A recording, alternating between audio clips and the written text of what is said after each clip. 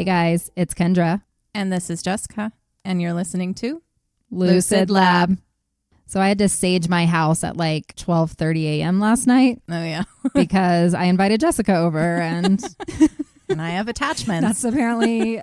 So if you remember from last week, we are still recording on the same day. So we had my party at my house last night and we were all sitting in my living room playing Cards Against Humanity, and my kiddo and a friend were upstairs and the dogs and the cats were around us. Mm-hmm. And all of a sudden I hear the sound that I know is a garage door opening, and my dog jumps up and starts barking because he knows what the garage door sounds like. And I'm completely mystified. And so I'm like, that sounds like the garage door, but nobody should be here because Drew and his son are out of the country right now on a trip. So nobody else owns garage door openers to my house. Right. So I went and looked, and sure enough, I have a single door that opens on the side of my house, and that one was open, which is even more odd because nobody has that remote control. Yeah. We don't use that. That's where we throw all of our junk. Right. I don't know how to explain it, but it was fucking open. And so then I closed it and I closed the garage door and I deadbolted it. And then we just went about our night. And then after everybody left, I think it really sunk in that was kind of scary. And so me and my kiddo lit sage and went through every single room in the house. We went down into the basement. We went out into the garage, and then we pushed it out the back door the way you're supposed to do it, I guess. Yeah. And I discovered while doing that I have a really creepy attic access in my master bedroom closet. So something to live with for the rest of your time there. Andrew was gone last night, so my kiddo slept with me along with our two cats.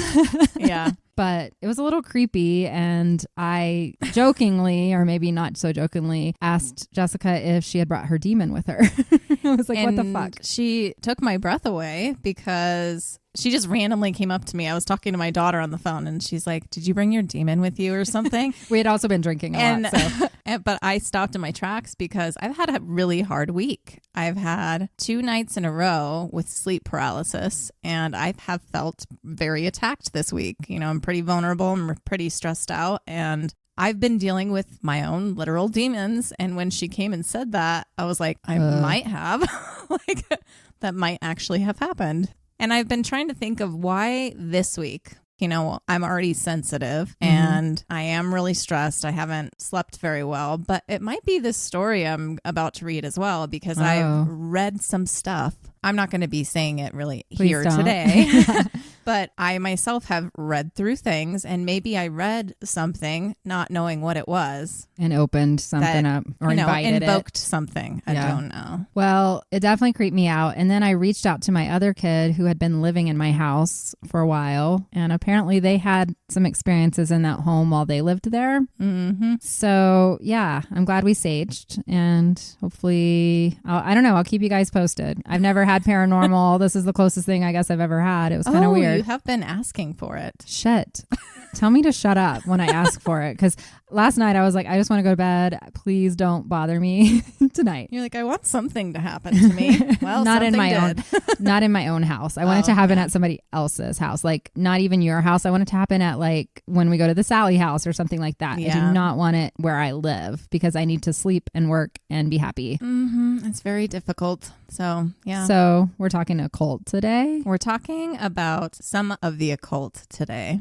I'm going to be talking about the life of Jack Parsons. I do not know him at all. Well, he's a very interesting man who accomplished a lot in life while simultaneously having some pretty out there interests. Okay. He is possibly one of the most interesting people that I've come across. Oh. Really. And if you haven't heard of him, you're in for a crazy story. I love a crazy story. It's a story about rockets, the occult, sex, drugs, and war. Oh, I was about to say rock and roll. Yeah, okay. Exactly. Sex, drugs, and rock and roll. Interesting. Rockets, the occult don't seem like they would go together, but well, to him, they were one and the same, really. Okay. I'll explain why. We'll attempt to explain why from Parsons' take on life. Okay. And what have I said on here, I think, a couple times about rockets? Like when I went to the Kennedy Space Center and staring at them and how complex they were. Yeah. Just the mechanics of everything and how it's just been a wonder to me how anybody could think that up. And we talked about aliens and shit. Right. And all that. But after researching for this episode, the picture does become clearer. Okay. It's years and years of thought, a lot of people communicating, having the same sort of passion to see something happen, experimentation, and a lot of money and a lot of crazy people because it comes together. But it's proof that one person really can change the world. Okay. So here we go. Let's go. Jack Parsons was born Marvel Whiteside Parsons at the Good Samaritan Hospital on October 2nd, 1914 in Los Angeles, California. Oh, so this was a while ago. Yes. Marvel was quite the name. And I think it actually would have suited him better later in life. Yeah. But Marvel was his father's name, and his mother made sure that he didn't go by that. Okay. No confusion. His parents married in 1912. His father, Marvel, and mother, Ruth, moved to California from Massachusetts in December of 1913. This was after Ruth gave birth to a stillborn, and she was devastated. So they thought a change of scenery would help. Shortly after arriving, Ruth was pregnant, and just 5 months after Jack was born, Ruth filed for divorce from his father after discovering that he had been frequenting a sex worker. Oh, yeah, that would hurt. He tried for months and months to get her back, telling her that she was being unreasonable and essentially saying that that's what boys do. It doesn't mean he didn't love her. Was he doing it while she was pregnant? Yeah, probably is when it started. Probably. Yeah, always. They got to meet their needs. It was a really big change from Massachusetts going to LA, where there was a lot of up and coming things going on there. Yeah, I could see that. Anyway, she ignored him completely, and eventually he moved back to Massachusetts, and Ruth started calling their son John. Okay. Which didn't stick because he soon came to be known as Jack by all his friends. So he's had a lot of names. I don't know where Jack came from, but that's what he goes by. To support Ruth, who was only 23 or 24 at the time, and their only grandchild, Ruth's parents, Walter and Carrie, moved to California to be with them. They were pretty wealthy. Walter was president of an automobile company. They bought an upscale home on Orange Grove Avenue in Pasadena for everyone to live at. It had 20 rooms for the 4 of them, and they had 2 domestic servants. The street was known as Millionaire's Mile because before they moved there were already 52 millionaires living on that street. Okay. Back then. This was 1916. Millionaire was a big deal. Yeah. That's like a billionaire now, probably. And this is on 1.5 mile street in Pasadena. A lot of millionaires. Lots of wealth. Life would have been very different for him growing up if it wasn't for his grandparents' fortune. He grew up with servants attending to him for his every need. As the only child, he spent a lot of time alone. At a very young age, he became interested in mythology, medieval literature, and Middle Eastern folk tales. And quickly, he found a passion for science fiction. He read the work from Jules Verne, and he loved pulp magazines. I had to look up what this is. Pulp, like orange pulp. Pulp magazines were published from the 1880s through the 1950s, but were very popular specifically between the 20s and the 40s. Okay. They were inexpensive content with all sorts of genres, detective stuff, westerns, fantasy, horror, and science fiction were just some of them. And they had the name pulp, I think, because of the type of paper it was printed on. Probably. It was very cheap. All I can think of is Pulp Fiction because those are all individual stories. I wonder if that's it's similar. Definitely related back to this. People of all ages enjoyed them. They were entertainment for the general public. Yeah. Especially during the Great Depression. It would be interesting to do a mini episode on the phenomena of this, actually. Oh, okay. Because it's how several prominent writers got their start, like H.P. Lovecraft, who would be another interesting person to cover at some point as well. Yes, definitely. Jack particularly liked the Amazing Stories pulp magazines, which focused on science fiction, and how Jack became interested in the idea of space travel, especially rocketry. Okay. He wanted to go to the moon. As you can imagine, as a child, he stood out from the rest of his peers. At 12, he attended Washington Junior High School. School before this is unknown, but he was probably just tutored at home. At school, he was bullied for being different. He was already a genius kid, but in school, he actually didn't do well because he had dyslexia. And that's not something they recognized. Yeah, they back didn't then. figure it out. You know, they just thought he was stupid. Yeah, I know. That's so sad. But he was far, far from stupid. Brilliant instead. Yeah. Upper classmates gave him a hard time for it and also for his perceived effeminacy. He was a bit plump as a kid with longer hair, and his attitude was very soft and polite. And he was just seen as this rich mommy's boy. Okay. Which he was. He didn't know anything else, really. It didn't help that on his first day there, he was dropped off at school in a limousine. I mean, yeah, that's going to make some kids look twice. And he was wearing a wool suit and tie and leather shoes. And he had an English accent, even though he was from here. But it's thought it was because of the domestic workers in his house. Oh, that taught him. Yeah. And so he had this little accent. And everybody's like, what the heck? They're like, you're not British. And his grandfather would give him a hefty daily allowance of $20, which is a lot back then. Is a lot. Back then, that's like $350, $360 today. Like $20 to give my kid every day is a lot of money still. Still. $20, you know? Like, wow. Back then, the average wage was 56 cents an hour. Damn. And he was walking around with $20 every day. So what was he even buying? Why did he need that kind of money? I don't know. You're at school. Exactly. Where lunch probably cost 5 cents. I have no idea. His grandfather just wanted him to feel special, I guess. Or get robbed. One or the other. Or one of the two. One day, Jack was defended by another student who is 2 years older than him. He rescued Jack from his bullies. Jack was being beaten on the school playground. Ouch. He jumped in the middle of the crowd, yanked the other student off Jack, punched him square in the nose, and broke it. And he and Jack became friends. This was Edward Foreman. He went by Ed. Unlike Jack at the time, he was tall, handsome, and a bit of a rebel. They found out that they shared some of the same interests. Edward was from a poor working class family, but Jack could care less. Ed was Jack's closest friend for the rest of his life. Oh, wow. You break a nose for someone and you win a best friend. Bond for life. Within a year or two, they started blowing things up together. Literally. Literally? Well, that's what he was doing with his $20 a day. Buying dynamite. Their common interests in science fiction and rocketry led them to engaging in homemade gunpowder-based rocket experiments. They did their experiments in the nearby Arroyo Seco Canyon or in Parsons' very large backyard. Later, people said it looked like the surface of the moon because it was craters everywhere. Craters all over the place. They adopted the motto per aspera ad astra, through hardship or rough ways to the stars. And they worked diligently on trying to perfect their rockets. They were very smart. They were trying to create a sustaining explosion, stable fuel for their rockets. They tried using all sorts of things, including fireworks, which they had easy access to. Now, something to keep in mind is back then, rocketry was fantasy. No one took it seriously. No one was doing it yet. Not just any rockets. Rockets in one form or another have been used in war for a really long time, but that was the extent of their usefulness to everyone. Mm-hmm. No one thought about spaceflight at all. It wasn't a serious thing to study or even look at. Sense. And anyone who did was looked at as a bit crazy. A little kooky. Mm-hmm. But other than trying to build a rocket capable of leaving Earth's atmosphere, they just really enjoyed blowing shit up because they're boys. Yeah.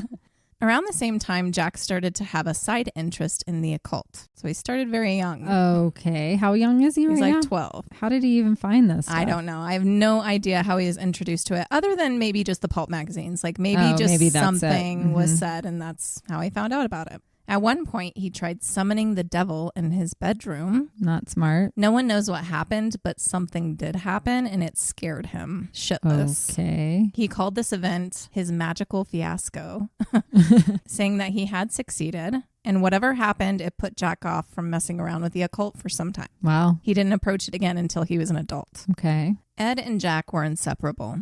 Although Ed was older, Jack was well-read by comparison, so he learned a lot from Jack. And with Jack's pocket money, they were never short of supplies in trying to build their rockets. By the time they made it to John Muir's high school in 1929, they had a nickname for the two of them. They were called the Powder Monkeys. They were known for their mischief. In high school, Jack remained quite solitary outside of spending time with Ed. He took up fencing and archery, but other than that, he didn't really have friends. Okay. As a teenager, he wasn't doing any better in school. His grades were pretty bad. Not only did he have a hard time with the way they did things there, he just didn't really care. He was already smarter than everyone, so he didn't see the purpose in this organized education. I can agree with that, with my kids in it right now. He just wanted to blow stuff up and make steps towards going to the moon. Okay. His mother took notice, of course, and made the decision to send him to Brown Military Academy for Boys in San Diego, away from Ed and a way to toughen him up and give him structure. But he did not do well there either. It was a 40-acre private boarding school with tons of bullies. Yeah, it's military based. And Ed wasn't there to defend him. Jack boasted about his explosive knowledge, though, and whether he was dared to do this or just did it because he wanted to. Jack devised a plan and blew up every toilet in the building. Wow. He was expelled, of course. Yeah, where do you go to the bathroom now? So back to Pasadena he went, and back with Ed, and back to exploding things. And this time, bullies left him alone because now he had a reputation. He wasn't to be messed with. He got himself expelled from a military academy of all things. So he was seen as a bit of a badass. Okay. And now he was starting to become a little good looking. He still had longish hair. It was black, but now was slicked back, and he had confidence that he didn't have before. It was around this time that Jack's grandfather, Walter, was interested in moving. Not far, just to the other side of the arroyo. He wanted to build his own dream home, or dream mansion. So construction started on that while Jack, his mother, and the grandparents traveled around Europe for the summer. The trip was twofold. Yes, to see the sights, but also so that they could shop for everything that was going to go in the new home. To be that rich, to shop around the world. I'm just thinking about the fact that his mom, like, she was married for like not even 2 years. And now she's just like, I'm just going to live with my rich family forever. Yeah. Screw that. I don't need a man. Like, I don't need a man. I've got my dad paying for it all. Doesn't last forever, though. This would be the only trip that Jack would ever take abroad in his life. Oh, whoa. When they got back, they moved into that home on San Rafael Avenue, which overlooked Pasadena and the Colorado Street Bridge, which spanned the arroyo. But just a few months later, Wall Street crashed. Oh, shit. Depression. Although his grandfather stayed afloat as best he could, within 2 years, his fortune was gone, and with it, his health. He passed away in July of 1931. Oh. Southern California suffered the highest bankruptcy rate in the country, and 79 men took their lives on the Colorado Street Bridge over the next 2 years. Wow. It earned the name the Suicide Bridge. Okay. Walter's death was a huge blow for the family, obviously. Yeah, they all depended on him. Yep, especially Jack. Walter was really the only father he ever knew. Jack was already not doing great in school and had some other disciplinary problems, so he dropped out of school in 1931. And so did his friend Ed. Well, they did still things together. Ed went on to do carpentry and other odd jobs.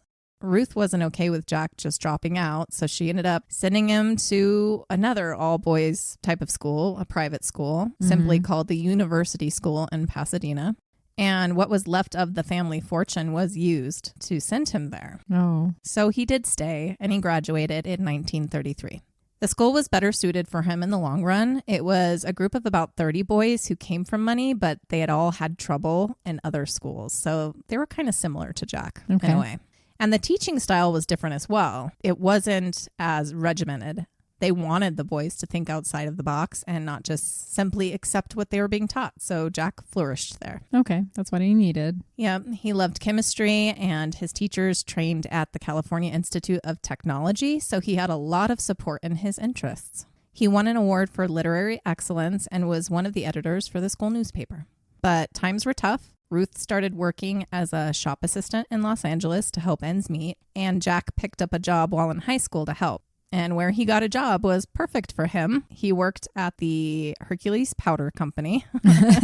He's like, this is what I'm interested in. And they're like, hired. There he had access to not only information, but material for explosives. He learned all about the different types of explosives, which fueled his own testing to figure out what was the best fuel for rockets. Okay. He was still testing as often as he could with Ed. They had a good partnership.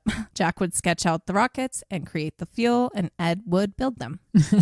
After Jack graduated, he moved with his mother and grandmother to a more modest house on a different street, but still parallel to Orange Grove. He was now 18 years old, 6'1", and solidly built. People found him to be warm and pleasant. He started to let his long hair go natural because it curls at the ends. And This is what he looks like for the rest of his life. So I'll post some pictures, of course. And of course, I have to look up right now. And something about him, too, he always wore a vest. No one saw him without a vest. Okay. Ever. He's good looking. Yeah, and he's an interesting guy. Later that year, he enrolled at Pasadena Junior College for chemistry and physics. But without money, he was forced to drop out after one term. But later in 1934, thankfully due to his interests, some influence from another important person, and his past employment, he got another job, but it was 8 hours north of Pasadena. It was for the same company, Hercules Powder Company. But this time he was dealing directly with the explosives. Dream job.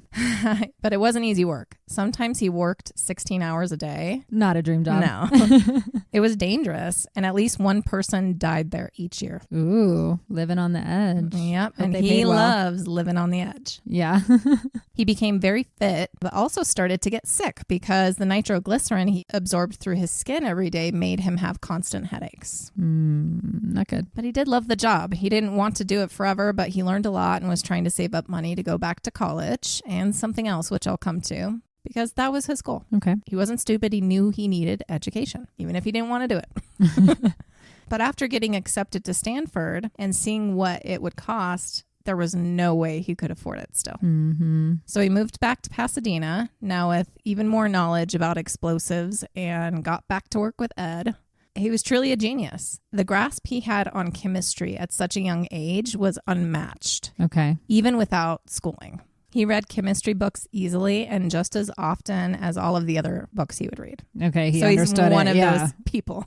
Yeah. I can't relate. Nope. I'm horrible in science. And Ed did his part while Jack was away. He got some experience too. He was working as a machinist apprentice at the Hercules Powder Company as well, repairing shells and gun machinery. So Okay. they were constantly doing stuff to propel themselves in what they wanted to do for the rest of their lives. They understood their career path. Very clear.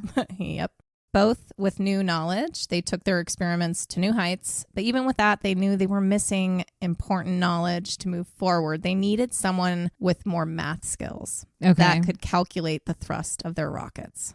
Interest in rocketry, like I kind of touched on, was small at the time because aviation was what people were focused on. It was still somewhat new then, and it was expanding. No one was thinking about going to the moon, no one with real money anyway. It was impractical to even consider. But if it wasn't for Jack, Ed, and others like them, it wouldn't have been possible ever to go to the moon, ever. So he's very important. Okay. They both are.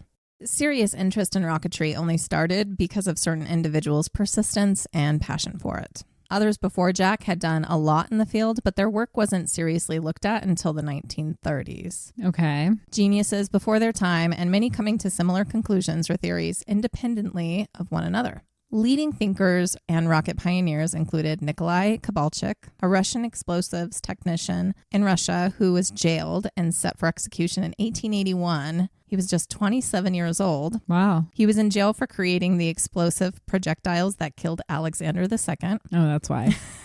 While waiting for his death, he designed a manned aeronautic apparatus that was able to be controlled by changing the engine's angle, or what is known today as thrust vector control. His design was submitted. They told him that they would have other scientists look at it. He was consumed by it and wanted his idea to be discussed before he died, but his request was denied, and he was executed by hanging on April 3rd, 1881. But his design was rediscovered by Nikolai Reinin in 1917 in the police department archives, and he published his findings in 1918. Okay. The Nikolais. Got some stuff But going. this kid created this thing and was immediately killed, so Sucks. he had his day, though, with this guy finding his work. Another important pioneer was Konstantin Tsiolkovsky, also Russian. He was a school teacher who was inspired by Jules Verne. He had many amazing theories and was well ahead of his time. He conceived a multi-stage rocket fueled by liquid oxygen and liquid hydrogen that could achieve spaceflight. His advances in the field are astronomical, really. His brain wasn't normal. No rocket scientist is. In the early 1900s, he thought up what would be needed to overcome the force of gravity, the speed needed to escape velocity and leave Earth's atmosphere. He came up with ideas that were later used in rockets, such as gas rudders, pump systems, cooling a shell of a spacecraft, and descent trajectories of spacecraft's reentry to Earth. His influence was far and wide. He was the first true advocate for human spaceflight. He also developed the idea of the hovercraft, just to throw that in there. Okay. I just don't understand how these people figured this shit out. Because they're not real humans. Because they're half alien. Yeah. It's the only way. It's the There's only explanation. Something different about these people. Yeah. Because why? Mm-hmm. There's something different in their brain when they're born. Mm-hmm. They have an extra gift that we didn't get. No. They have unlocked a different portion of their brain than we have. And early on. Mm-hmm. But why? What makes a genius? I don't know. In America, we had Robert Goddard from Worcester, Massachusetts. He was 16 years old when he read War of the Worlds by H.G. Wells. From that, his interest was cemented. A year later, on October 19th, 1899, he had an experience while cutting branches down from a cherry tree. He always held this moment as the fundamental shift in his thinking. For the rest of his life, he celebrated this day as his anniversary day. Okay. He imagined humans traveling to Mars, and while on the ladder, an exact image of a small swirling craft materialized right in front of him, left the ground, and went up into the sky and out into space. He devoted the rest of his life to rockets and space travel after that day. He had many important firsts in rocketry. He was the first to have a U.S. patent on a multi-stage rocket and to prove that rocket propulsion operates in a vacuum. He made so many discoveries, but he was ridiculed from others so much that he was pushed into secrecy. Okay. He continued to work, but he didn't share his findings with anyone. He retreated further by moving from Massachusetts to the wooded desert area near Roswell, New Mexico, which is very interesting. And this was long before... Yeah, long before we had any of that stuff going on. Curious. Yes, curious. Ultimately, his work was the founding text for modern rocketry. Nevertheless, rocket people were ridiculed for their childish thoughts. They were mocked and attacked in science journals and bashed in the papers. How dare they dream? What? Why are you bashing them? Let them have some fun. Jack and others were able to flesh out those thoughts of these other geniuses and turn them into reality. Yeah. But Jack was still a young kid. He needed help from others that have been involved a bit longer and have done a lot more. At this point in time, there were several groups around the world that were dedicated to it and did share their information with one another, including the American Interplanetary Society, AIS, known later as the American Rocket Society, ARS, and since merged to form the American Institute of Aeronautics and Astronautics. Another group was a society for spaceship travel in Germany, which went by VFR. Some had succeeded in sending rockets high up, not high enough, but it was the highest any had been. Jack and Ed were jealous and wanted to pull it off themselves, but they knew that they needed some outside help. So they looked to Caltech, where many professors and students were already making a name for themselves. In March 1935, Ed is now 22 and Jack is 20. Okay. They came across a newspaper article involving Caltech. The headline was "Rocket Plane Visualizing Flying 1,200 Miles an Hour." In the article was mention of William Bolle, a PhD student at Caltech, who held a lecture on maximum velocity and breaching the stratosphere and referred to the work of Eugen Sanger, an Austrian rocket engineer. Excited, thinking it was a sign from the universe, Jack and Ed just went to the campus and looked for Bolle. Bolle didn't have time for them, but he did direct them to talk to another graduate student, Frank Molina. Bolle knew that Molina was also interested in rockets. Frank was a 22-year-old mathematician and mechanical engineer writing a thesis on rocket propulsion. His parents were Czech immigrants, and he was born in Texas. Interesting. As a child, he became interested in balloons and then aircraft and later rockets. Thanks again to Jules Verne. Everybody has inspired by him. He was 80 Days Around the World or whatever, isn't it? Around the World in 80 Days. I think it's so, called. yeah. And Journey to the Center of the Earth. My dad was a big Jules Verne and sci-fi guy. Yep. So Molina was excited by Jack and Ed's inquiries and saw it as an opportunity to focus more on what was his real interest, which was also rocketry. Okay. At Caltech, there was an aeronautical laboratory, the Guggenheim Aeronautical Laboratory of California Technical Institute, or GALCIT. As you can guess, it was funded by the Guggenheims, but rocketry was not acknowledged in formal science courses. Okay. Caltech had everything that they needed, and finally, they had their mathematician. Mm-hmm. He's the guy. Knowing that they weren't going to find immediate support in their use of the facility or to receive funding, they worked to put together a proposal in hopes that it would persuade someone there to take it seriously. Let them use stuff. Yeah. But they had to dumb it down and not mention their true aspirations, which was interplanetary travel. Jack and Ed came up with the idea of telling them that they were developing the means to get a rocket high up enough to gather research in the ionosphere and come back down via a parachute. Okay. But Melina knew that that might even be too much to gain approval and funding. The highest a rocket had ever been is a few hundred meters, and the ionosphere was 25 miles up. Little ways. Little difference. So he suggested that they go with separating their work into 2 stages: theoretical studies of thermodynamics and flight performance of a rocket first, then the creation of a working rocket motor. Jack and Ed wanted to quickly develop the entire rocket right off the bat, but Melina was the mathematician and knew that you had to start with a piece of the puzzle first, guys. Perfect that and move on. Right. Because Jack and Ed were essentially addicted to their experiments and figuring out the fuel, and Melina was trying to bring them, back down to earth. They were going to do it. They needed to do it right, and they needed to start from scratch, because fuel is only one part of a much bigger thing. Right. They weren't happy about it and almost stopped working with Melina because of it. They didn't like him telling them the reality. But they all needed each other. Yeah. So they went with Melina's idea and approached the school. They gave their proposal to Clark Millikan. He was a professor in the aeronautics department and also in charge of the wind tunnel, which was in that laboratory. Millikan was not interested at all, telling Melina that, quote, rocketry was not practical. It was a harebrained idea fit for only Hollywood films and thrill seekers. Rockets should be left for the comic books. That didn't stop them, though. Instead, they just approached another staff member, doctoral advisor Theodore von Karman. Karman was above Millikan, actually. When it came to Galset, he was the director. And he was known for radical thinking, and he was also a genius. Of course. He was a bit erratic, charismatic, and known as a ladies' man. Unlike Millikan, he had a creative approach to learning. Imagination to him was very important, and he was immediately captivated by the boys' proposal. He was impressed by them, especially Jack and Ed, because they didn't have education. But True. They proved their knowledge, and they had the eagerness to see their plan through. They were his type of people. And hearing that Millikan immediately turned them down seemed to only help their request. He thought it was funny. So he thought about it for a couple of days, came back, and agreed to let them use Galset after hours. Okay. But he couldn't fund them because everyone was going through the Depression. Nobody had money. The boys named themselves the Galset Rocket Research Group and got to work. Here the 3 worked together without supervision and not recognized as an official group of any kind for almost 4 years. And they did what they sought out to do. It was no longer poppycock on paper. They turned it into a real science. It would take some time to be recognized, but they did.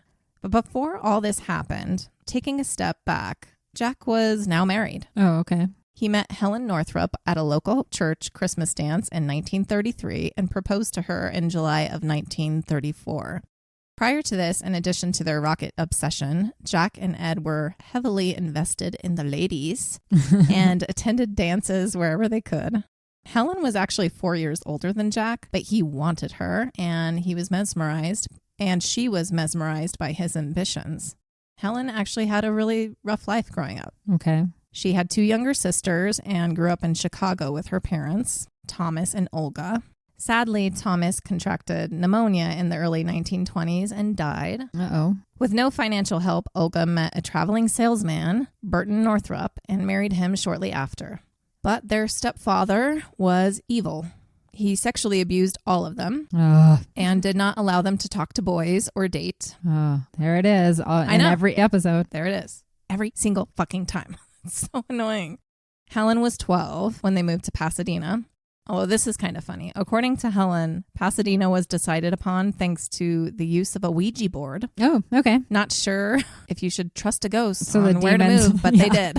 Demons like, please go to Pasadena so I can torture you more. Okay. Which is interesting because the occult comes into her life later on. So yeah, maybe there was a purpose for her. It was so she could meet Jack. And someone else. You'll see later. Okay. Once in Pasadena, Olga gave birth to 2 more girls. Why? Burton was actually convicted of financial fraud in 1928 and had to do some prison time. Okay. I wish he had stayed there. As the oldest girl, Helen was forced to drop out of school and get a job. When he came back, she didn't go back to school because he forced her to work as his secretary at his debt collection firm, which is ironic. Nice. She was still not allowed to date until Jack came into the picture for some reason. They liked him. Because he was intelligent, he was well-dressed, and he seemed like he was wealthy. Mm-hmm. He didn't have money, but he never looked poor. Like, he carried that with him for the rest of his life. I was about to say, because he grew up with money and knew how to look that way. Right. Jack's mother also approved of the two. When Jack proposed, he did so with the ring that his father gave his mother. Oh, wow. Okay, I don't know that you'd want to use the ring that your father gave your mother, who he then left. Like, she kicked him out. Oh, yeah, but I don't know. They don't have money. That's it. And it was a 3-carat ring. Damn. Yeah. Who was she married to? Like, her family was rich. They were all rich. Her husband was. Okay. His family also was like the head of stuff or whatever. But anyway, he gave her a pistol as well with the ring, and she thought it was really weird and funny, but he said that the ring needed protecting. 3 carats in the Depression probably did. Yeah. She said yes. It was at this time that Jack went to work for the Hercules Powder Company 500 miles away, which we talked about. So he was already with her. Okay. It wasn't just to earn money for school, but also that he could help pay for a home once they got married. Yeah. Less than a year later, after he got back to Pasadena and a month after approaching Melina about working together, the two wed in April of 1935. And this is a small glimpse into the mind of Jack. He was so distracted at his own wedding after exchanging vows that he forgot to kiss her. And she remembers this forever. I mean, that would be hard to forget. Yeah. Because he loved her. He wrote her a letter every single day, just like gushing while to he was her. Gone. Yeah. Yeah. They took a short honeymoon to San Diego and moved into a home in Pasadena. Jack started working at the Halifax Powder Company instead, and Ed got a job there too. They just keep going together. Yeah. Jack did this to be closer to Helen, but there's something that he'll always love more than anything else, and that's rockets. I was going to say explosives. All of his money was going to funding his project at Caltech. Life at home with him was pretty dangerous. He had makeshift labs on his front porch and in the backyard. Explosive components were haphazardly all over the place and even in the car. Doesn't seem safe. At one point, she was in a car with him and Ed, and they were going out to the desert for an experiment. She decided to go along, and her feet were sitting on something. And when she lifted up this carpet, it was dozens of dynamite. Shit. And you're driving around with that? Yeah. And she was like, hello. And he's like, you're fine. Calm down. Maybe not. So it was chaos for Helen. But it was this happy sort of chaos. It definitely wasn't boring. Okay. Nights at the home often included Ed and Melina. They would discuss not only rocketry, but politics and the arts. Jack was a poet and would often read poems to them. Typically after a lot of drinks, which included absinthe. That'll make you see things, Jack they say. made himself. Oh, that's even scarier. And also partaking in marijuana. Melina would play dueling pianos with Helen, or they would put on records really loud and dance. The 4 of them became quite the gang for some time. They would go to concerts together in which they'd buy cheaper tickets, wait till a break, and then run to the front and sit up front. I've done that before. Yeah. Smart. And they would go to the beach often. Helen and Jack also took in a lot of stray animals, which is cute. They had canaries, and they even had an owl. That's interesting. Those aren't really stray animals. Those are just animals living their life. Well, the owl was broken or something. It was like a baby one, and he had cut down part of a tree, and when he brought it in to use it for firewood, there was an owl inside it. He's like, you are mine now. But it was a constant party. It was dangerous, but it was a fun party every day. So dangerous, though, that the group earned the name the Suicide Squad. They like to give themselves names. No, they're not naming themselves. People are naming them. Okay. Well, they were the Powder Monkeys. They didn't name themselves. Yeah. Okay. People are just realizing that they're reckless and they need a name. After working solely on the motor and theoretical side of things for some time, Jack and Ed were getting restless. They needed to shoot something into the air. So in the summer of 1936, they did. And shortly after that, the trio heard that Robert Goddard was going to be visiting Caltech. He met with Millikan. Millikan was actually now in support of their rocket nonsense. Okay. They converted him. Yeah. And Millikan tried getting Goddard to bring his research there to Caltech. Goddard, still being a recluse, refused, but offered to let Molina visit him in New Mexico. So Molina went there, and he was expecting to at least get to discuss some of his findings. Why else invite him there? But Goddard didn't tell him anything. Okay, so this is how secretive he was. Okay. Which would be his downfall, ultimately. Mm-hmm. He offered Molina a job once he was done with school, but Goddard was working alone. Other groups were about to surpass him in the field that he once ruled. Okay. His failure to work with anyone, still so hurt by being humiliated by the press nearly 2 decades before, stumped his real contribution to the history of rocketry. Mm-hmm. And Molina knew that working with Goddard would actually end up being a dead end. Okay. So he said no. No. You get a chance to work with Einstein, but if Einstein's not going to tell anybody about what he's doing, what's then the point? What's the point? Back in California in October of 1936, there was a party to celebrate Jack and Molina's birthday. They were 2 years apart, but they were born on the same day. They were also celebrating almost being done with their first motor. They were going to be testing it on Halloween, and they did this in the Arroyo Seco, or what was known as Devil's Gate. They were joined by several other Caltech students who were also interested in their work, which included Apollo Amos Smith, Carls Wood, Mark Muir Mills, Fred Miller, William Rockefeller, and Rudolph Scott.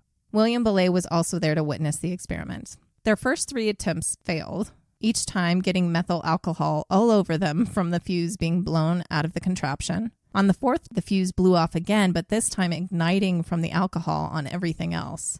The motor was on fire, and an oxygen tube snapped free and flung a wall of fire at everyone. Uh-oh. And with themselves covered in alcohol. Yeah, get the fuck out. You're going to blow up. It was so dangerous.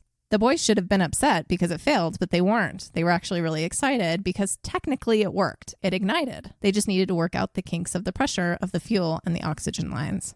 It was the first of many attempts throughout the rest of 1936, each time having to replace damaged or melted parts. It was in January of 1937 that they were able to get the rocket motor to fire for 44 seconds, which was a big win. With this, Carmen agreed to let them test on site instead of in the Arroyo. Okay. Which is something he would come to regret because one successful experiment does not mean they will always be. And these boys were reckless and definitely earned the name the Suicide Squad. Around this time, Jack had a surprise, which was a visit from his father. We haven't heard from him in a while. No. Well, and this is because his mother forbid his father from having any communication or visits with Jack. But Jack was now an adult. It's actually quite sad because Jack was always looking for a father figure his entire life. He had it in his grandfather for a while, but he died, and Jack was only 16 when that happened. And he had to become a man of the house really quickly. Marvel wanted to know his son, but she wouldn't allow it. After he moved back to Massachusetts, he joined the Army and worked his way up to a major, eventually remarrying and having another son named Charles. Still in the Army, he spent a couple years in the Philippines, and when he came back, he just felt this urge that he needed to try and see Jack. Okay. But before he did, he had to tell his other son that he had a brother, which was a shock for him. I bet. Charles was only 14 at the time. It was a very short visit. It wasn't even long enough to have dinner. They all met Jack and Helen at their home, and it was really awkward. Jack was just distant. He wasn't touched by his father's sudden interest in seeing him. Mm-hmm. And Charles never met his half-brother ever again. Oh, okay. Well, that was short-lived reunion. After this, Marvel went mad. He actually fell into psychosis, not from the meeting, but from health, and had this sudden fixation on his impending death. He was misdiagnosed by a doctor after having a heart attack and was told that he only had 24 hours to live. Okay. But that didn't happen, and it screwed him up. Like, he spent the rest of his life just thinking he was going to die at any moment. And he ended up having a lot of delusions and hallucinations. Wow. And he ended up going to a mental institution. I'm thinking he might have had like an undiagnosed brain tumor, actually, that they didn't find. Yeah, for it to just change like that overnight. He ended up dying 10 years later. That's a long time to think you're going to be dying and focused on that daily. That would drive you mad. Yeah. He did see Jack one more time before dying in 1947, and it was hard for Jack. He just said, he's gone. So there wasn't a lot for him to think of when it came to his dad. He met him once. Right. And it was awkward. And then the second time he saw him, he was batshit crazy. Mm-hmm. And he ended up dying from meningitis. Oh, that's a painful death. Yeah. So I kind of feel bad for his dad, but I guess that's what you get for cheating on your wife with hookers. I don't know. But back to 1937, the boys were excited because being allowed to do their testing on campus meant that they were finally being recognized. It was a real science. Not really. Not yet. And all of this time, it was all being done out of their own pockets. So they were constantly combing the cities for parts. Mm-hmm. And they were hoping that if kept at it, maybe, just maybe, they would finally get some funding. Because things were getting tight. Jack was consistently asking for money from his wife's stepfather. Okay. He even pawned Helen's wedding ring. Oh, shit. When no other money was easily given to him, he would disappear for weeks to go work for the powder company, working those 12 to 16-hour shifts to make up money and then come back. Okay. In April of 1937, they had a new member in their group, Chian Shison. He was a mathematician, graduate at Caltech. Not a lot of people liked him, but he was good at what he did. And he actually has quite the life story himself and is known today as the father of Chinese rocketry. Okay. There are a lot of important people that I'm going to mention throughout this, and I'm just going to scoot past them. You might recognize their name because I don't have time to tell you what everybody did. But there are lots and lots in this story. Weld Arnold, a laboratory assistant, also joined the group. He didn't have anything particularly to contribute other than money. He gave them $1,000, which was a lot of money back then, as long as he could be the group's official photographer. And they accepted. They're like, cool. Take my picture. Thanks for the money. No one knows where he got the money. He just showed up with a bunch of ones and $5 bills. Aliens. Only rational conclusion. Makes no sense, Kendra. But finally, they were an officially funded group. So it was exciting. Did they get a new name? No. Oh. It allowed them to take a bit more time off work and work on the motor. But after just a couple of mishaps with chemicals. Some mishaps. Those could be really bad if it's chemicals. So Carmen banished them outside to this concrete pad near the school. They weren't allowed to do anything inside anymore.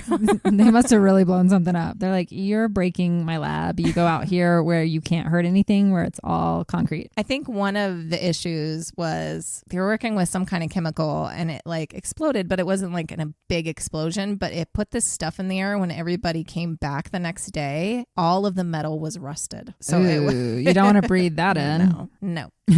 But being outside got them a lot of onlookers from other students and staff on campus. It was a joke. What is the suicide squad going to do today? What are they going to blow up? Who are they going to kill? Mm-hmm. Their popularity even made it to the newspapers. But those mentions were never good for Jack and Ed because they weren't students at Caltech. So they were never included in anything when it came to these mentions and papers. Right. It was just Melina or whoever else. For Jack, though, it wouldn't be long until he had his name in the papers for something else.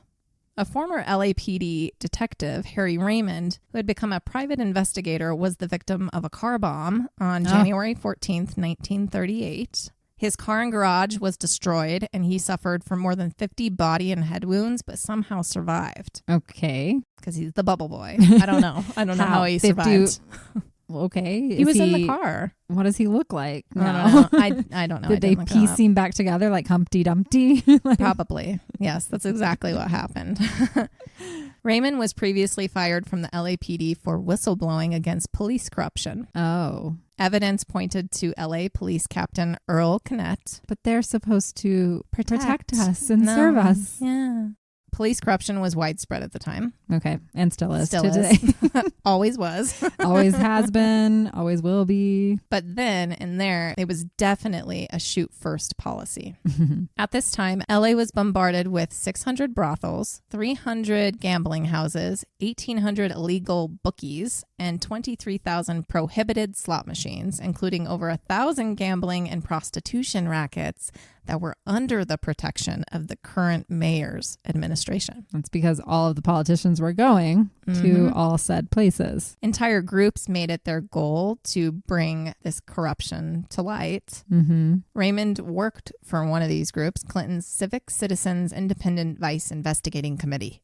That's a long committee name. Y'all might need to find an acronym. I'm sure they had one. I just don't have it for you right now. Clinton was another victim of a bombing for him trying to prove corruption. His house was bombed with his wife and his children inside. Thankfully, no one died. They tried to say that he did it himself as a publicity stunt. But this time, people were not okay with them getting away with what happened to Raymond. Yeah. So Canet and 2 of his detectives were arrested and charged with attempted murder. Good. The trial started in April of 1938. Over the first few weeks, the prosecutor was receiving bomb threats, and the police chemist had to be put under protection because police are just fucking crazy. Yeah, they're not helping. They, you know what? They really want their drugs, booze, and sex and gambling. Yep, sure do. Somehow this led to requesting the help of an expert at Caltech.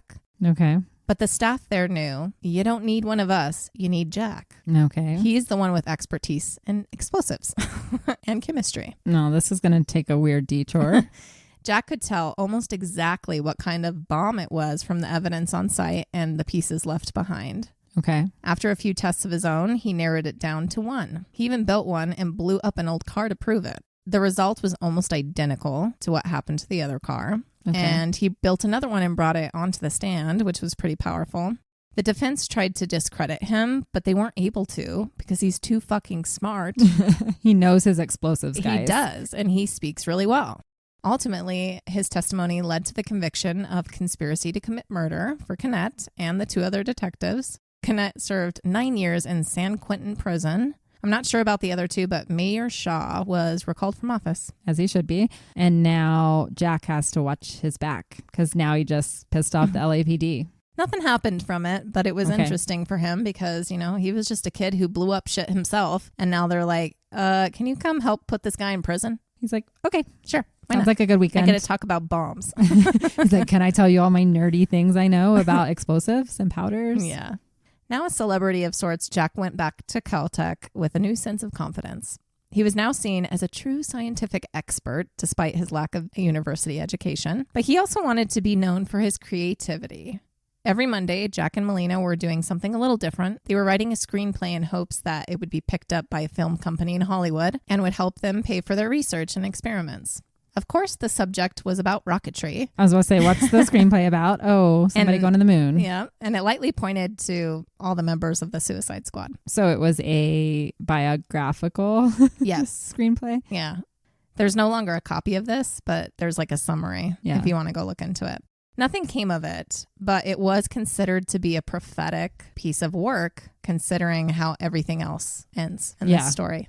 Around this time, Melina invited a chemistry research assistant from Caltech to join one of their discussion groups. This was Sidney Weinbaum. He was older, 39 or 40 years old.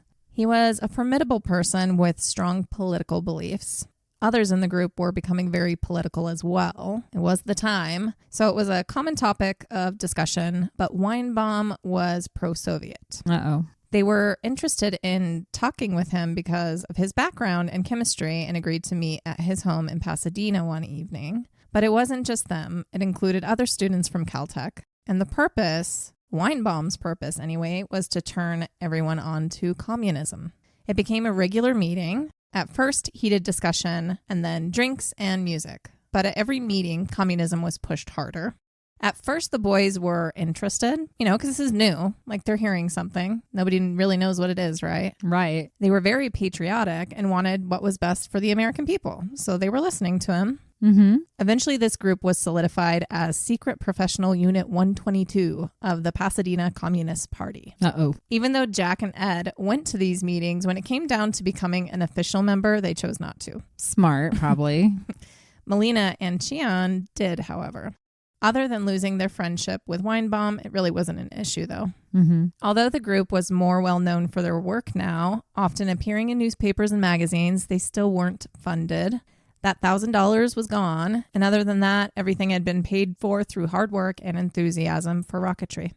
Jack and Ed were more eager for funding than others because they didn't have an education to fall back on. Right. They needed this to work. Yes. They needed regular income, and it was becoming difficult, and slowly the group started to fall apart for a little while. Okay. Melina, just recently married, took on a job for the Department of Agriculture.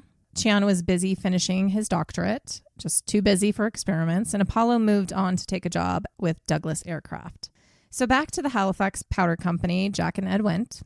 Jack continued to work on his rocket ideas every single day, and it seemed like everything was over, and Jack would just turn into that crazy next-door neighbor that no one took seriously. It could have happened, but Jack wouldn't let that happen. It's like, no, I'm going to be the next thing. But in the meantime, he needed something to fill the void that the research group gave him. Okay. Because they weren't just partners, they were his friends, and they all hung out a lot. Yeah, that was their life. And he had a lot of intellectual conversations, and that's something that Jack needed. It was like a drug to him. Yeah. But now he fills this void with an interesting thing, something that has been brewing with him for a long time. The occult? The occult. Oh, here it comes back. Because he's like, I have free time. Why not? Yep. Why not conjure demons?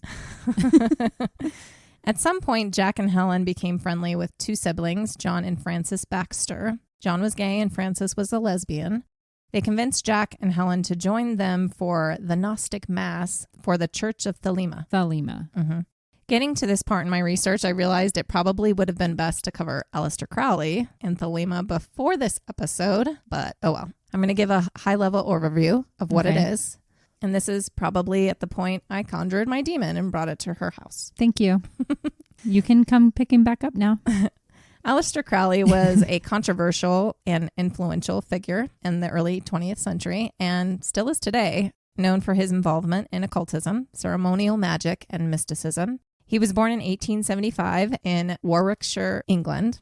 He rejected his parents' fundamentalist Christian Plymouth Brethren faith and went in search of his own belief system. Nothing wrong with that, but...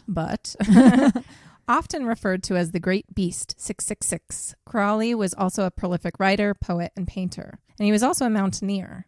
Considering himself a prophet, he remains a polarizing figure, with some viewing him as a visionary and others as a self-obsessed charlatan, but his legacy as a key figure in the occult revival of the 20th century is undeniable.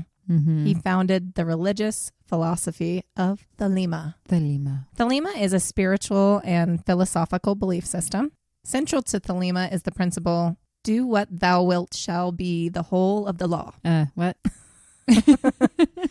Do what thou will should do law. That's what I got. That's exactly what it was. Which emphasizes individual freedom, self-discovery, and the pursuit of one's true will.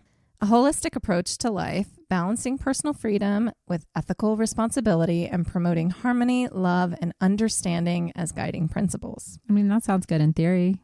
They all do at first, right? Right. Each individual is encouraged to discover and fulfill their unique purpose or destiny, which it sounds familiar to a lot of other stuff we've come across. Right. And that's because Crowley was heavily influenced by Eastern religious movements and practices like Hindu yoga, Buddhism, scientific naturalism. But then he was like, let's make it a cult though, right? Of course, yeah.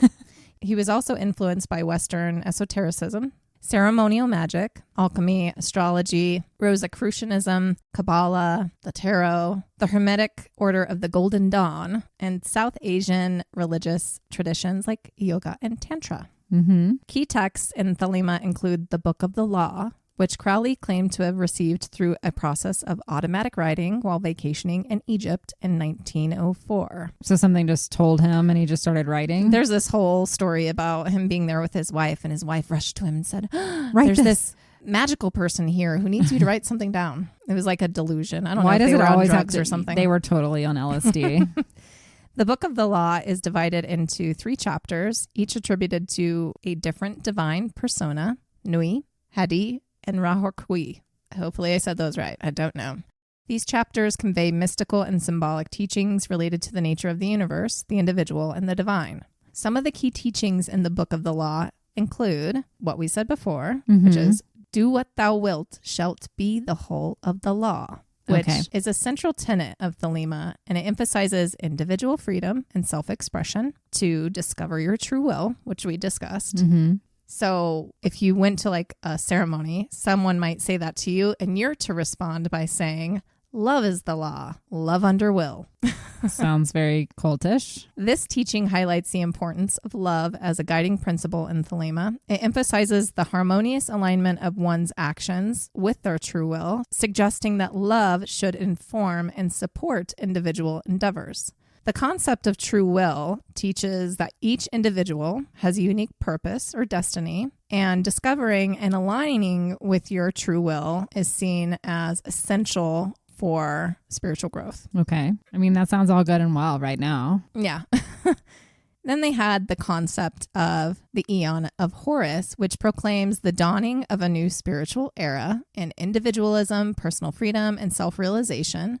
This concept represents a shift from previous eons and heralds a new age of spiritual evolution. And he's essentially saying that Thelema was destined to overthrow all other established faiths. Of course, every faith thinks that they are the one true one. Especially when you just make it up in your bedroom or something like that. He was inspired. Yes. He was in Egypt. Mm-hmm. Yes. Thelema incorporates ceremonial magic and ritual practices as tools for spiritual development and self-discovery. These rituals are designed to help individuals connect with their true will, explore their inner landscape, and cultivate personal transformation, which includes sex. Okay. I knew it was coming. I was just waiting for you to say they married young girls or something, but now it's time for sex. Let's do it. It's a cult. In Thelema, there's no judgment in your preference of partners, which leaves it open to be predators. Got it. There are 3 forms of sex magic: the autoerotic, homosexual, and heterosexual. Okay. And it was argued that sex magic can be used to focus the magician's will onto a specific goal. So for financial gain or personal creative success. Sex does that for you? Yes. Okay. For them. The Gnostic Mass, also known as the Liber 15, the Mass of the Phoenix, is a central ritual in Thelema. Considered a celebration of the principles of Thelema, it emphasizes the unity of opposites, the balance of male and female energies, and the discovery of one's true will. The ritual is structured around the symbolic journey of the sun and the moon, representing the dynamic interplay of light and darkness, life and death, creation and destruction. It involves a variety of ritual roles, okay, including a priest, a priestess, deacons, and a congregation. That's not very creative. That's like every fucking church in the world. Come on.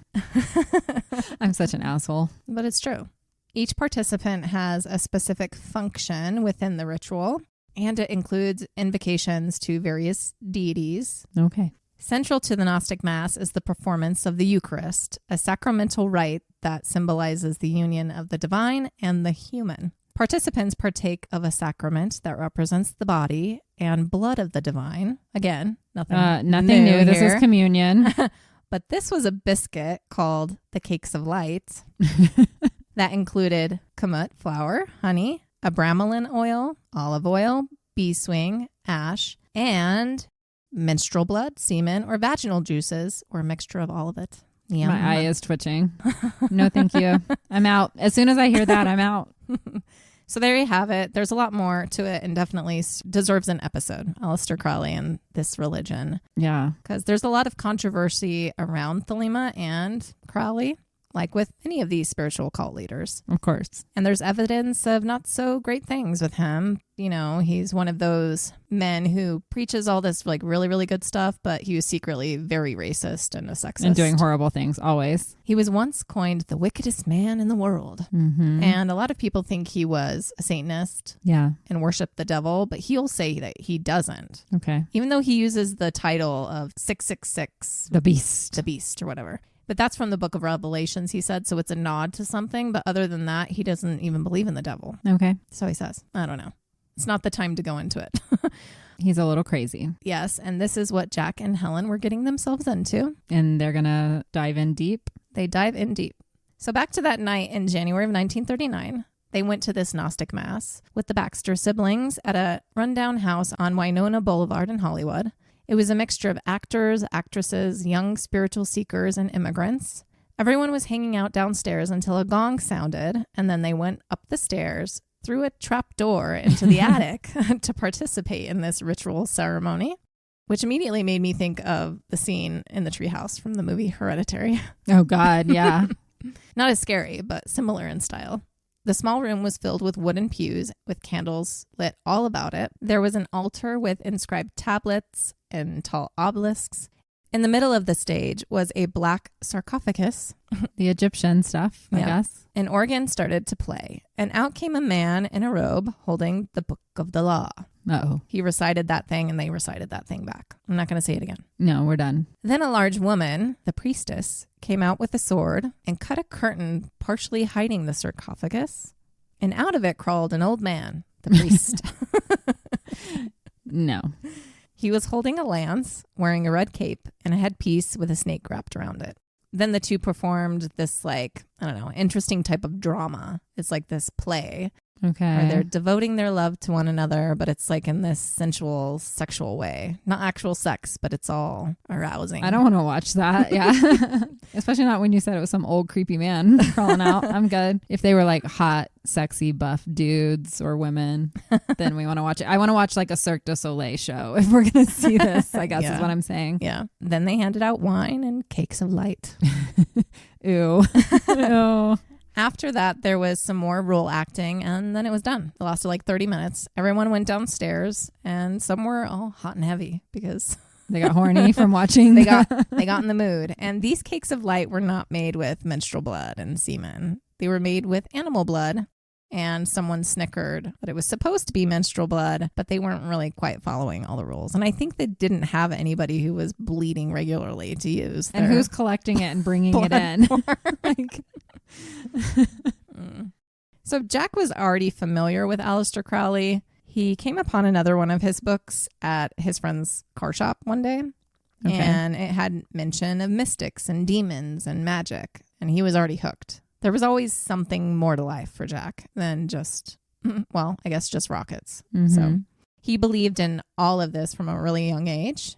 To him, rocketry was magic and magic was rocketry. Okay. Rather, science and magic were the same. Okay. Because they're both attempts to control events by performing technical steps.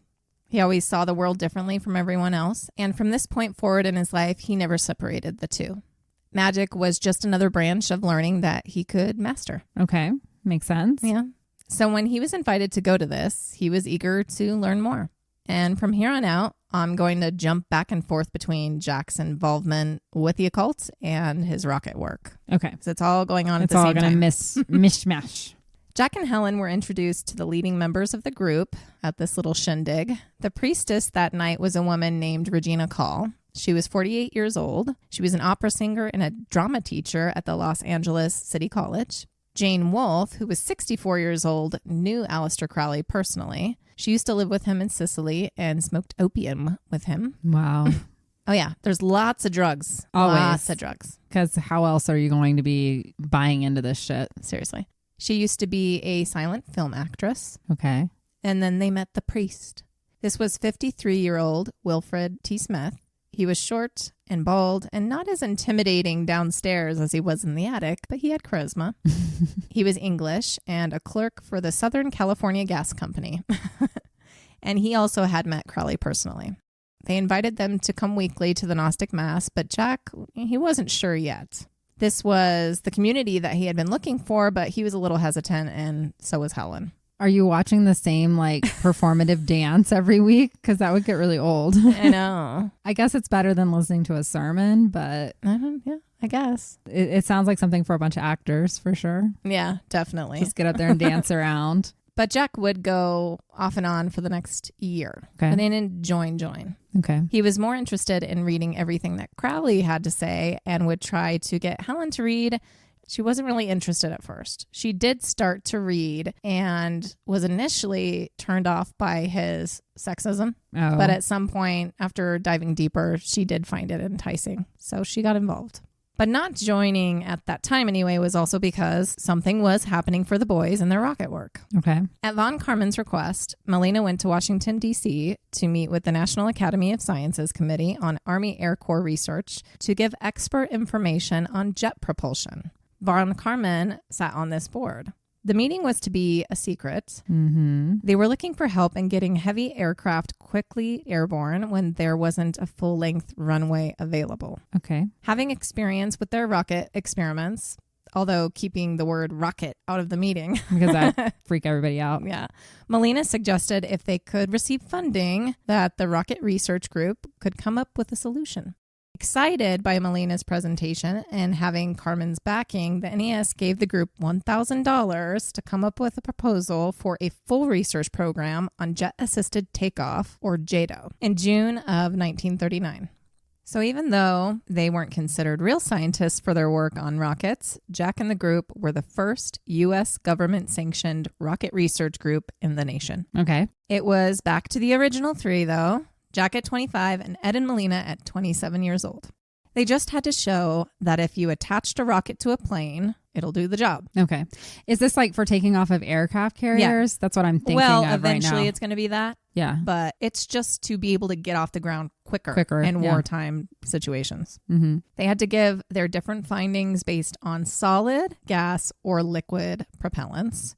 $1,000 doesn't seem like a lot, but again, today that's the equivalent of $22,000, which is a decent amount. Enough to at least put your brains together and put a proposal together. Because the whole point is to see if they do a good enough job, then they'll get more funding. Then they get a real contract. Right. And it's a chance to be paid for what they love to do. And government contracting is the way to make money. Yeah. But they went back to their crazy, reckless ways and were blowing things up left and right. They're like, thank you for the money. We're going to go buy a bunch of explosives. And they were damaging the Caltech campus. Uh-oh. So part of the money they received had to go to repairing the school to repair whatever damage they did. Not smart. But they met their deadline and produced something they believed would show that they were more than capable of producing the rockets that were needed. They requested $100,000. Oh, that's a big jump. The NAS, even though they wanted this advancement, were still wary of rockets in general and were not willing to be that generous. Mm-hmm. Instead, they received $10,000 and started going under the name Galset Project Number 1. That's still a decent chunk of money. Yeah. $10,000. Yep. They were tasked with developing a rocket that could thrust for at least 10 seconds to get the aircraft off the ground, which meant they needed something different because their normal black powder rockets weren't going to do this trick. Okay. Jack realized they needed a restricted burning rocket, similar to how a cigarette burns. So it couldn't just blow up. It needed to take slow. its time. Okay. So they continued to test and blow stuff up. Every man's dream. Yep. They increasingly irritated campus students and teachers, so they were forced to move their experiments once more to the Arroyo Seco. But this time, they did it the right way.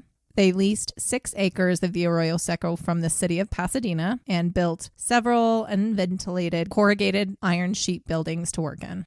It was the right way legally, but it was miserable for them. Okay. Because it was hot. I was just thinking that like metal. Yep. In California. And inside it was even hotter. Yeah. It was an oven. After months of trying different combinations of powders and Ed constantly reinventing new parts and the way they operated, they finally found something that they could work on perfecting.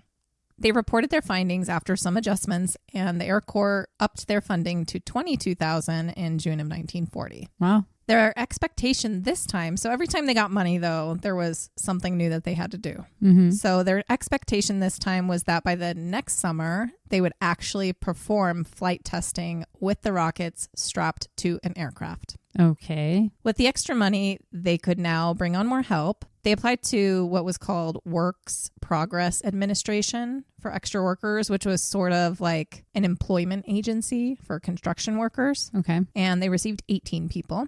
They brought on Caltech mathematician Martin Summerfield and tried bringing back the rest of the old crew, but Apollo said no, and Chian was denied security clearance because of his nationality.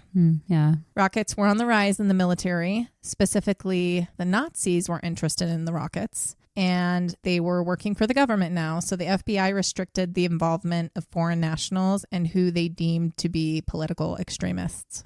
Well, he was in with the Communist Party, so yes, he was. Maybe not the best choice. After passing the FBI's background checks, the group expanded to 12 full and part-time workers, and it is here that JPL will be founded later on. So Okay. I'll bring that up later. And just as exciting as this was, Jack did not forget about Thelema and Crowley. In fact, he was more involved and deeper down the magic rabbit hole. Was he a priest performing the dances yet? Not yet. Oh, he will be? 2 years after the Gnostic Mass that they went to, and after reading most of Crowley's work, Jack and Helen were officially initiated into the Church of Thelema in February of 1941. Congratulations, guys. Party. More specifically, they were initiated into the Agape Lodge. Okay. The Agape Lodge was the American chapter of Ordo, Templi, Orientis, or the OTO. This was founded by Wilfred Smith, so the priest. Okay. The OTO organization is something that was formed before Thelema. Okay. So I'm going to go into this a little bit. It's connected. It was originally founded by two Freemasons, Austrian chemist, inventor, and industrialist Karl Kellner, and German tantric occultist, journalist, and singer Theodor Reuss in 1903 and 1904. It was a fraternal organization that was meant to expand on Masonic degrees and systems, but they were different because they also wanted to include women because they wanted to incorporate sex magic. Yeah, and they didn't want to just be with their bros. Yep. For that.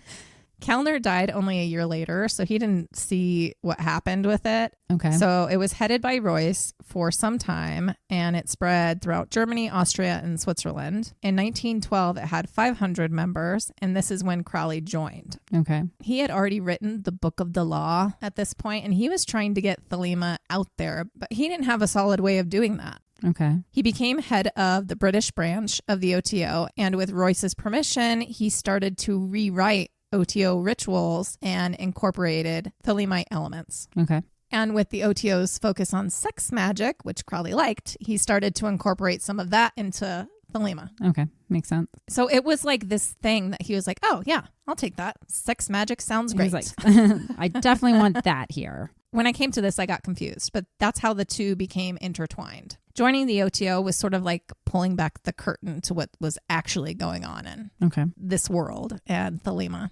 And just like with any religious or secret society organization, it was funded by member donations. Always. And there were different degrees of attainment. And each time you reached a degree, you had to pay more money. So it's an MLM. Oh, definitely. Sex magic was only revealed to members once they reached the 9th degree. Okay. So at least it wasn't like pushed in people's faces the first immediately. time. Although it was probably like part of the enticement to keep moving up is the sex that's magic, true. because that And sounds exciting. it kind of was pushed in people's faces, but that wasn't the intention. Anyway, I mean, they were doing going to talk about it. Okay. They're doing the intimate dance as their main service. Yep. Crowley took over the OTO after Reuss's death in 1923. And Crowley finally had his vehicle to spread Thelema all over the world and bring money to it. Smith requested to open up a chapter in California in 1935, and Crowley agreed. So that's how everything started there. Although Crowley didn't like LA, though. He actually hated it. He had only been there once, but he needed the money because membership had dwindled down to 50 people at this point. Yeah, it's not a lot of money. Smith had been successful in getting people of the area to attend the Gnostic Mass, at one point even having 150 people one night, but he wasn't attracting high-end people that had money. He was just attracting a bunch of, I don't know, hippies of the time kind of situation. Yeah. People who are like, I want to learn about this sex magic. And eventually paying members dwindled even further to only around 10 people. Smith just wasn't the salesman he needed to be to keep Crowley happy. And it didn't help that on February 16th, 1939, which was about a month or so after Jack and Helen attended the first mass, that there was an attack of a dancer. Her name was Anya Sosiana. She was attending drama classes at Los Angeles City College. She died after her attack, and it was traced back to the OTO. Okay. Because Regina Call was a drama teacher there. And Anya had been to one of these masses because she was invited by Regina. Ultimately, there was no connection. It didn't have anything to do with them, but it got them some bad press. Bad press, but they tried to use it to be like, oh, aren't we interesting? Come join. It didn't work. We didn't do it, guys, but we didn't do it. But aren't you interested in our weird meetings? Like, don't you want to know? Don't you want to come see us dance around? Yeah. By the time Jack and Helen were initiated into the group, Crowley was 66 years old. He was sick, living in London, and he was addicted to heroin. Not a good combination. But he was still very active sexually. Ew. And he was in desperate need of cash because he depended on people to pay everything for him. So Jack joining the OTO became its saving grace. Mm-hmm. And it didn't hurt that it was also the time when cults started to pop up throughout California. So it was interesting to a lot of new people. Mm-hmm. Jack wasn't wealthy just yet, but he was becoming a very important person. And he knew a lot of important people or people that were on their way to becoming very important in their field. Okay.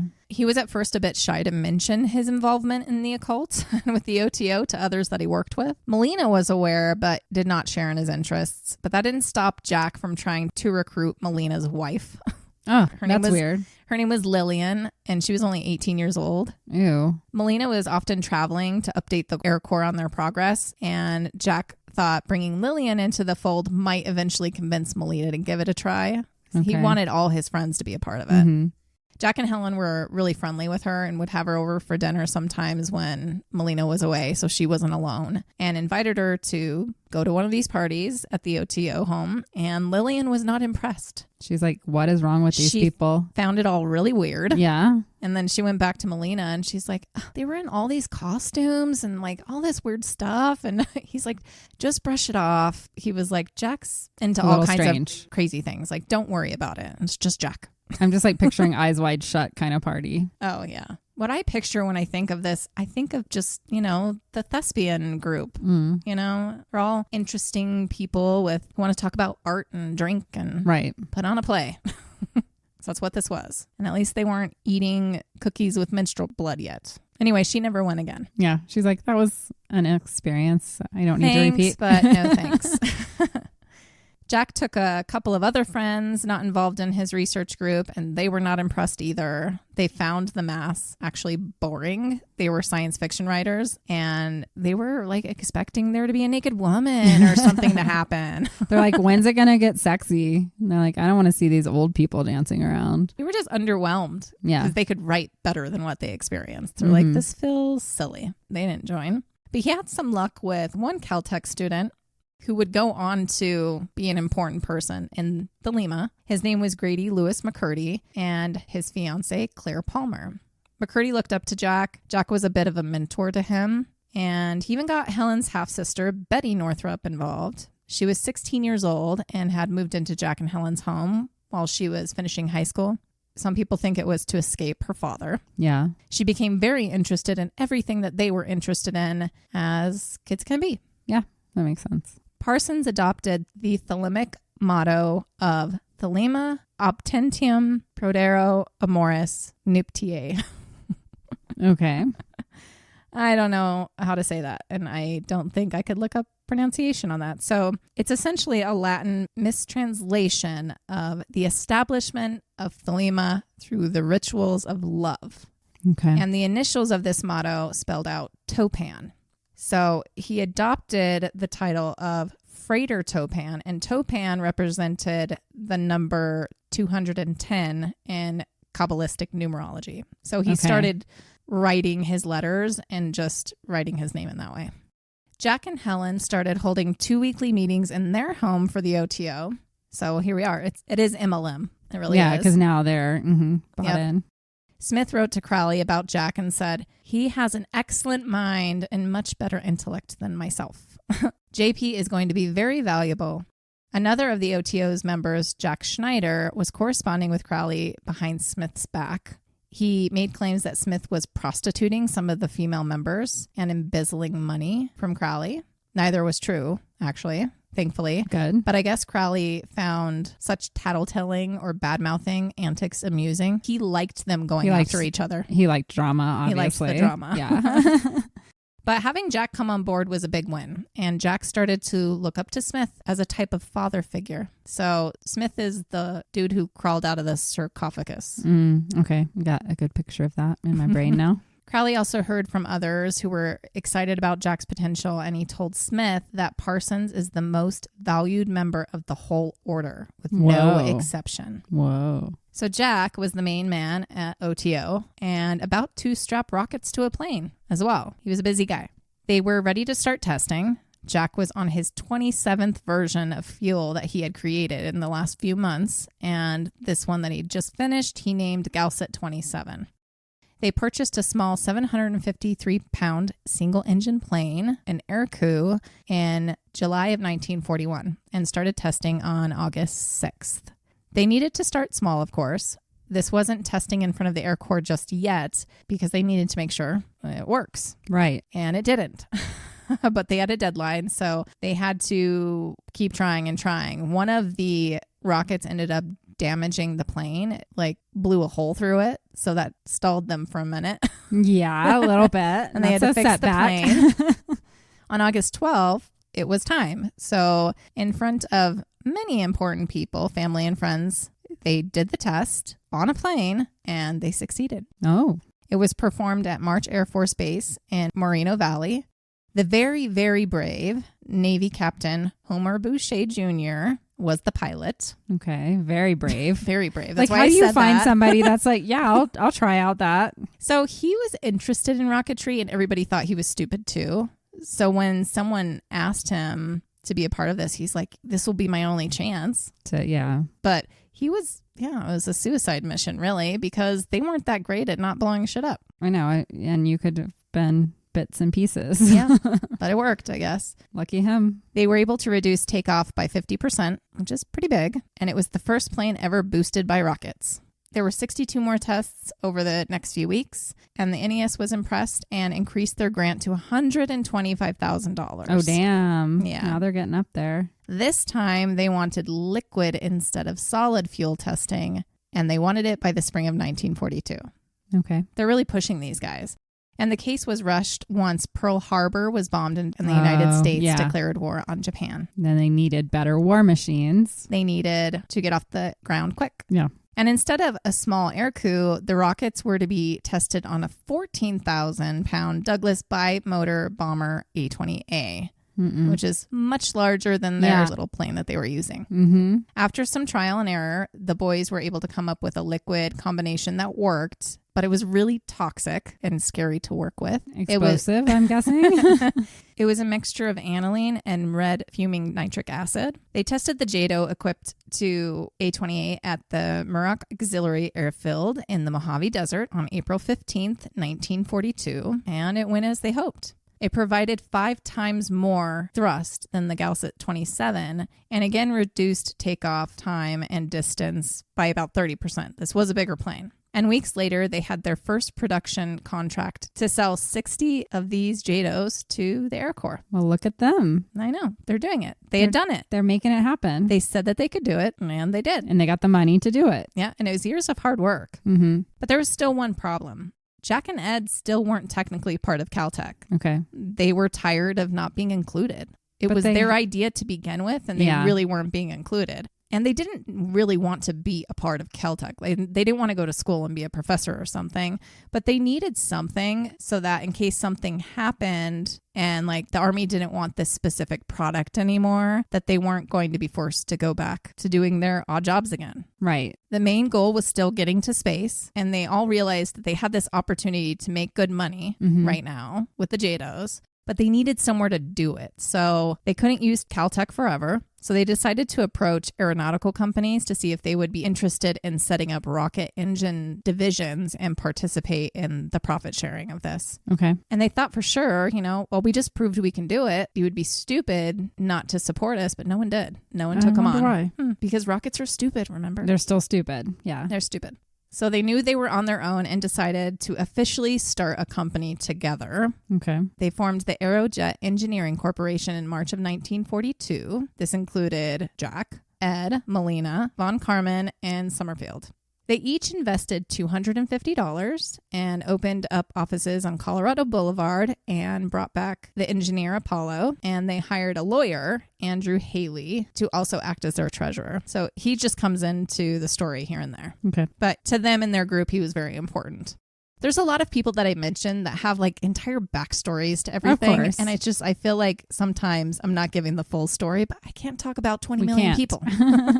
We cannot. And this happened just in time because the Air Force and Navy wanted more from them, but they wanted the JATOs to do something different. Instead of what they had to come up with for the A-20A, they now wanted something with 8 times the amount of thrust. Okay. And it needed to last longer. And there could be absolutely no explosions. because that's important. Well, you don't want any explosions when you're flying above the earth. No, not even one, guys. But this was because what you talked about, they needed these to be for the fighter planes that were taking off of ships in the ocean. And they wanted 100 of these units. It was a tall ask. Yeah. And there was now a sense of urgency to make sure this new company was a success and not just a dud of wacko scientists that came and went. But the issue yet again was that in order to do this, they had to go back to solid fuel rockets, the powder ones, which never really worked for them. This is what Jack has been working with this whole time, but those were the ones that were more volatile, actually, and exploded. So he's like, well, that's not going to work. I love working with powder rockets, but they're sensitive. Because the issue is they're sensitive to temperature. Okay. He tried everything that he could think of, but explosions were still happening. And it was because he needed a change in thought. So he decided that he needed to let powders go. Powders weren't the answer. But the military wanted solid rocket fuel. So what could he do? What's solid, but not? So he had to think of this. At 27 years old, he finally had the answer. It's unclear exactly how he came up with the idea. There are a lot of different versions as to how Jack thought this up. But the story told most was that he was walking near the test site one day and saw workers spreading molten asphalt on top of a roof. Okay. The smell of it scratched an itch in his brain, and he went really far back into his memory about reading about something dealing with Greek fire, or liquid fire, which is a highly flammable liquid used by the Byzantine Empire during the 7th and 12th centuries, primarily in naval warfare, and it was known for its ability to ignite even water. This was what was used in the Game of Thrones. The wildfire stuff? The wildfire stuff. The issue is no one knows what Greek fire is made of, still to this day. Okay. It was kind of like this secret passed down from leaders, right? But it wasn't really the Greek fire he was going after. It was just the smell. It reminded him of that. And so it made him question, should I use asphalt? Okay. So he immediately tried. He melted a roofing tile, added an oxidizer, and poured it into the rocket chamber. Once it cooled down, it looked like hardened, solid paving tile again. And unlike with powders, which would crack, the paving tiles, there was this bouncy rubberiness to it. And it took them only 5 minutes to fill the rockets. What they were doing before took like 45 minutes per rocket to do. And they had to do it first thing in the morning, right before the test. Otherwise, it would explode. Yeah, too volatile. And this was safe to handle. They weren't like exposing themselves to some dangerous, toxic chemical. Yeah. It's asphalt. This was something that could be stored indefinitely. It was given the name Galset 53, and Jack's aim of creating a restricted burn rocket fuel inside of a castable container was achieved and provided a thrust that was 427% more powerful than the Galset 27. Wow. This doesn't seem like much. It's like, okay, he put asphalt in here. But with one thought, he overturned centuries of previous thought. Just this one idea. Just this one thing. It caused a paradigm shift. He changed the future of rocket technology because of asphalt. Asphalt, who knew? But he was the only one who thought of it. And it just came to him one day walking around. That's awesome. It's crazy. The booster rockets that thrust rockets into space now are modeled after Jack's invention. Okay. So Jack was on cloud 9. Of course. The company was pulling in new contracts. He was still heavily involved with the OTO. He started flying for the first time and meeting with both people about his rocketry or people for the OTO. He was having the time of his life. But back at home, things had been tense with Helen for a while. Because in June of 1941, so we have to take a step back, Helen, along with her mother and one of her sisters, they went on vacation. And while Helen was gone, Jack started to have an affair with Betty. Not cool. She was 17 years old. That was the one that was living with them? Yes. I don't know why, but when you said that 16-year-old moved in, I was like, this isn't going to end well. Wait a second. Don't like Betty too much, okay? I know she's just a teenager right now, but hold on. Betty was not like Helen. Okay. Helen, although she seemed to me to be a pretty damn good sport with everything that he was doing all these years, supporting Jack through freaking his exploding everything. Ideas, and crazy kind of ideas. Helen was just more reserved. Okay. She went along with a lot, but that's just naturally who she was. Betty was wild. She was carefree. She was a tall blonde. Okay. And she was already sexually active before she got to the house. Okay. She was just as much the instigator. And she might have actually been the one that came onto him. Yeah. She wanted him. And he was a match to her in a lot of ways. Like they were very similar. Okay. To some, Betty was a little too outspoken and insensitive. Helen had a really hard time with Betty up to that point, actually, because Betty seemed to want to take her place. Sounds like it. She would take things from Helen that weren't hers, like wearing her clothes without asking. And she would brush off Helen if Helen ever tried to like connect with her as a sister. Okay. I'm like, why do you let this girl in your house? Well, it's like, that's when you kick her out because now she's going to take your man. When Helen came home from the trip, Betty was wearing one of her dresses. Oh, fuck. And announced, only half joking, I'm Jack's new wife. She's psycho. She's single white femaling her own sister. But Jack wasn't any better. Like, he knew he did something wrong, and he knew that, you know, Helen had supported him all this time, that he was really blunt with her, and he said that he preferred Betty sexually. Ouch. Yeah. He said they got along and he didn't regret it. For whatever reason, Helen stayed at this time. She had supported him for so long, and it was to her that he used to write all of these daily love letters. Yeah. So, you know, she was probably just hoping that somewhere in him, his passion for her would come back. Yeah, no. But they started to fight. OTO members noticed, but they didn't look down on him for it. They expected people to be brutally honest, and nobody believed in marriage, really. It wasn't a part of this group. Monogamy was not a thing probably either. No, Crowley thought marriage was detestable. And he thought monogamy was idiotic. Yeah. Within the lodge for other married couples, it really was just a matter of time before like swapping of spouses happened. Yeah, it became like a swingers club. Yes. So he felt justified in the affair. He was doing what anyone who sought the most out of life would do. Mm-hmm. It was this affair that was sort of a stepping stone for Jack and the OTO, though, and his advancing understanding of Thelema.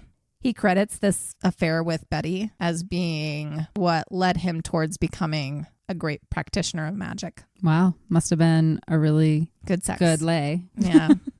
And even though Jack saw this as the start of his many partners to come, he fell in love with Betty. Ew. Yeah. And tried having an open relationship with her and Helen. And Helen was trying to actually go along with it, you know, but it was her sister. That's so weird. Open relationship with your relative. No. So Helen and him, you know, the relationship was pretty much done. Mm-hmm. But she was in the group and she confided in Smith. Okay. And he became like her confidant, and they became... And then he started sleeping with her? Yep. They became so close that she was now with him. This is the head of the Agape Lodge. She's like, look at this. I found the priest.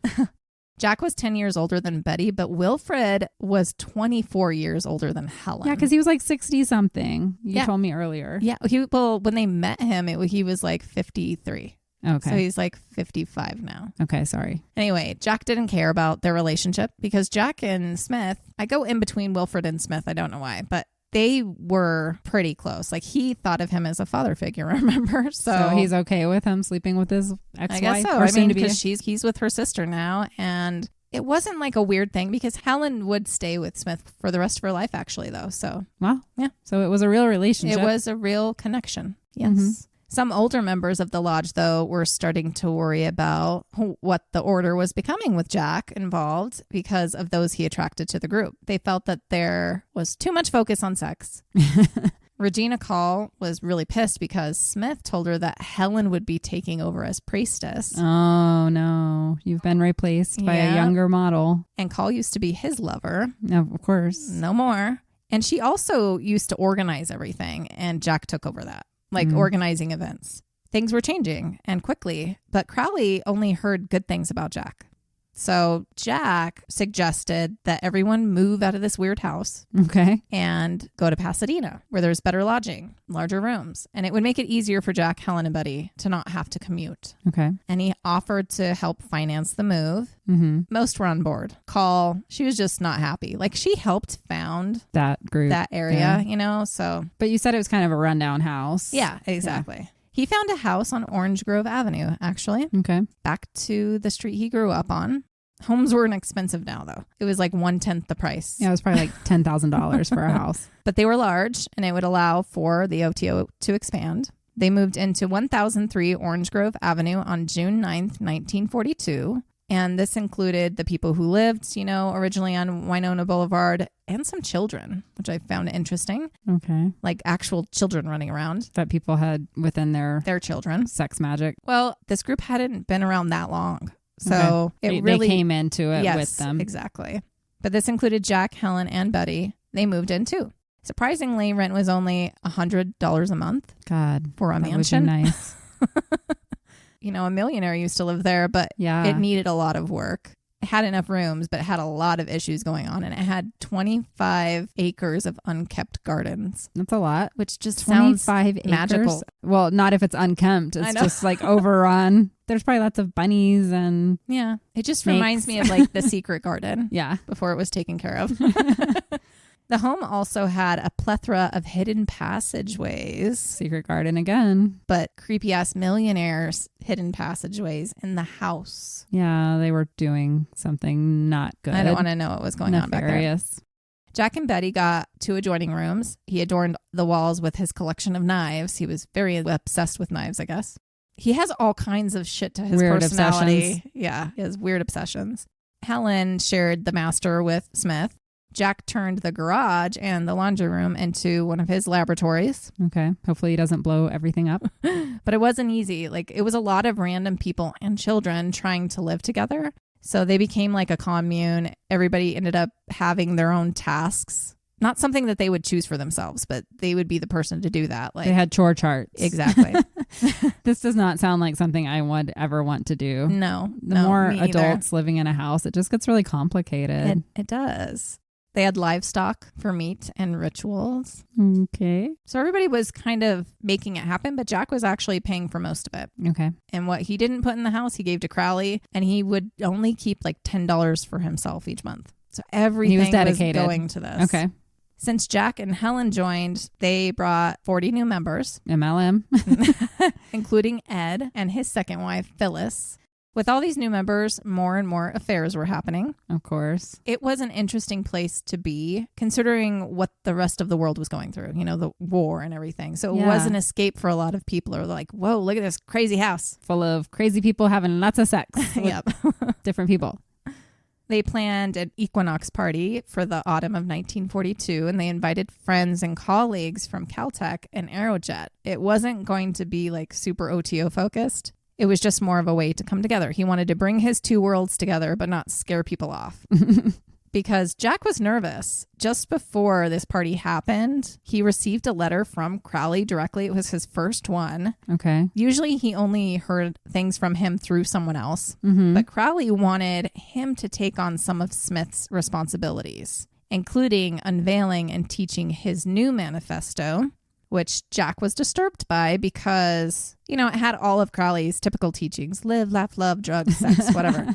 But it went further in saying that a man had the right to kill anyone oh, fuck no. who got in the way of living life in this way. So that's Jack's like, a little extreme. I don't want, the people I work with to see a pamphlet that says it's okay if we kill them. If they don't agree to our stuff. That's when it's gone too far and it's time to get out. Yeah, well, he didn't. He just asked all the other members, like, hide all this shit. Let's just not tell everybody that we actually want to kill people. And they were like, but Crowley said you have to. And he's like, no, this is my job. And then We're they not all doing this. I was going to say, then they all conspire and kill him because he's not. Well, everyone really liked Jack. He was very, very charismatic. Yeah. And, he was tall, he was good looking, and he could talk, and he was a very interesting person. Right. So they didn't do that. And the party was a hit. Everyone got really, really drunk. And somehow even some of the Caltech members ended up dancing naked outside under the pergola of the fountain. Well, they have a huge garden to run around in naked. Well, as you can imagine, it wasn't long before police were made aware of this wild group that lived at 1003 Orange Grove. They actually received a letter that there was a black magic cult at that address that had orgies. Which is kind of true.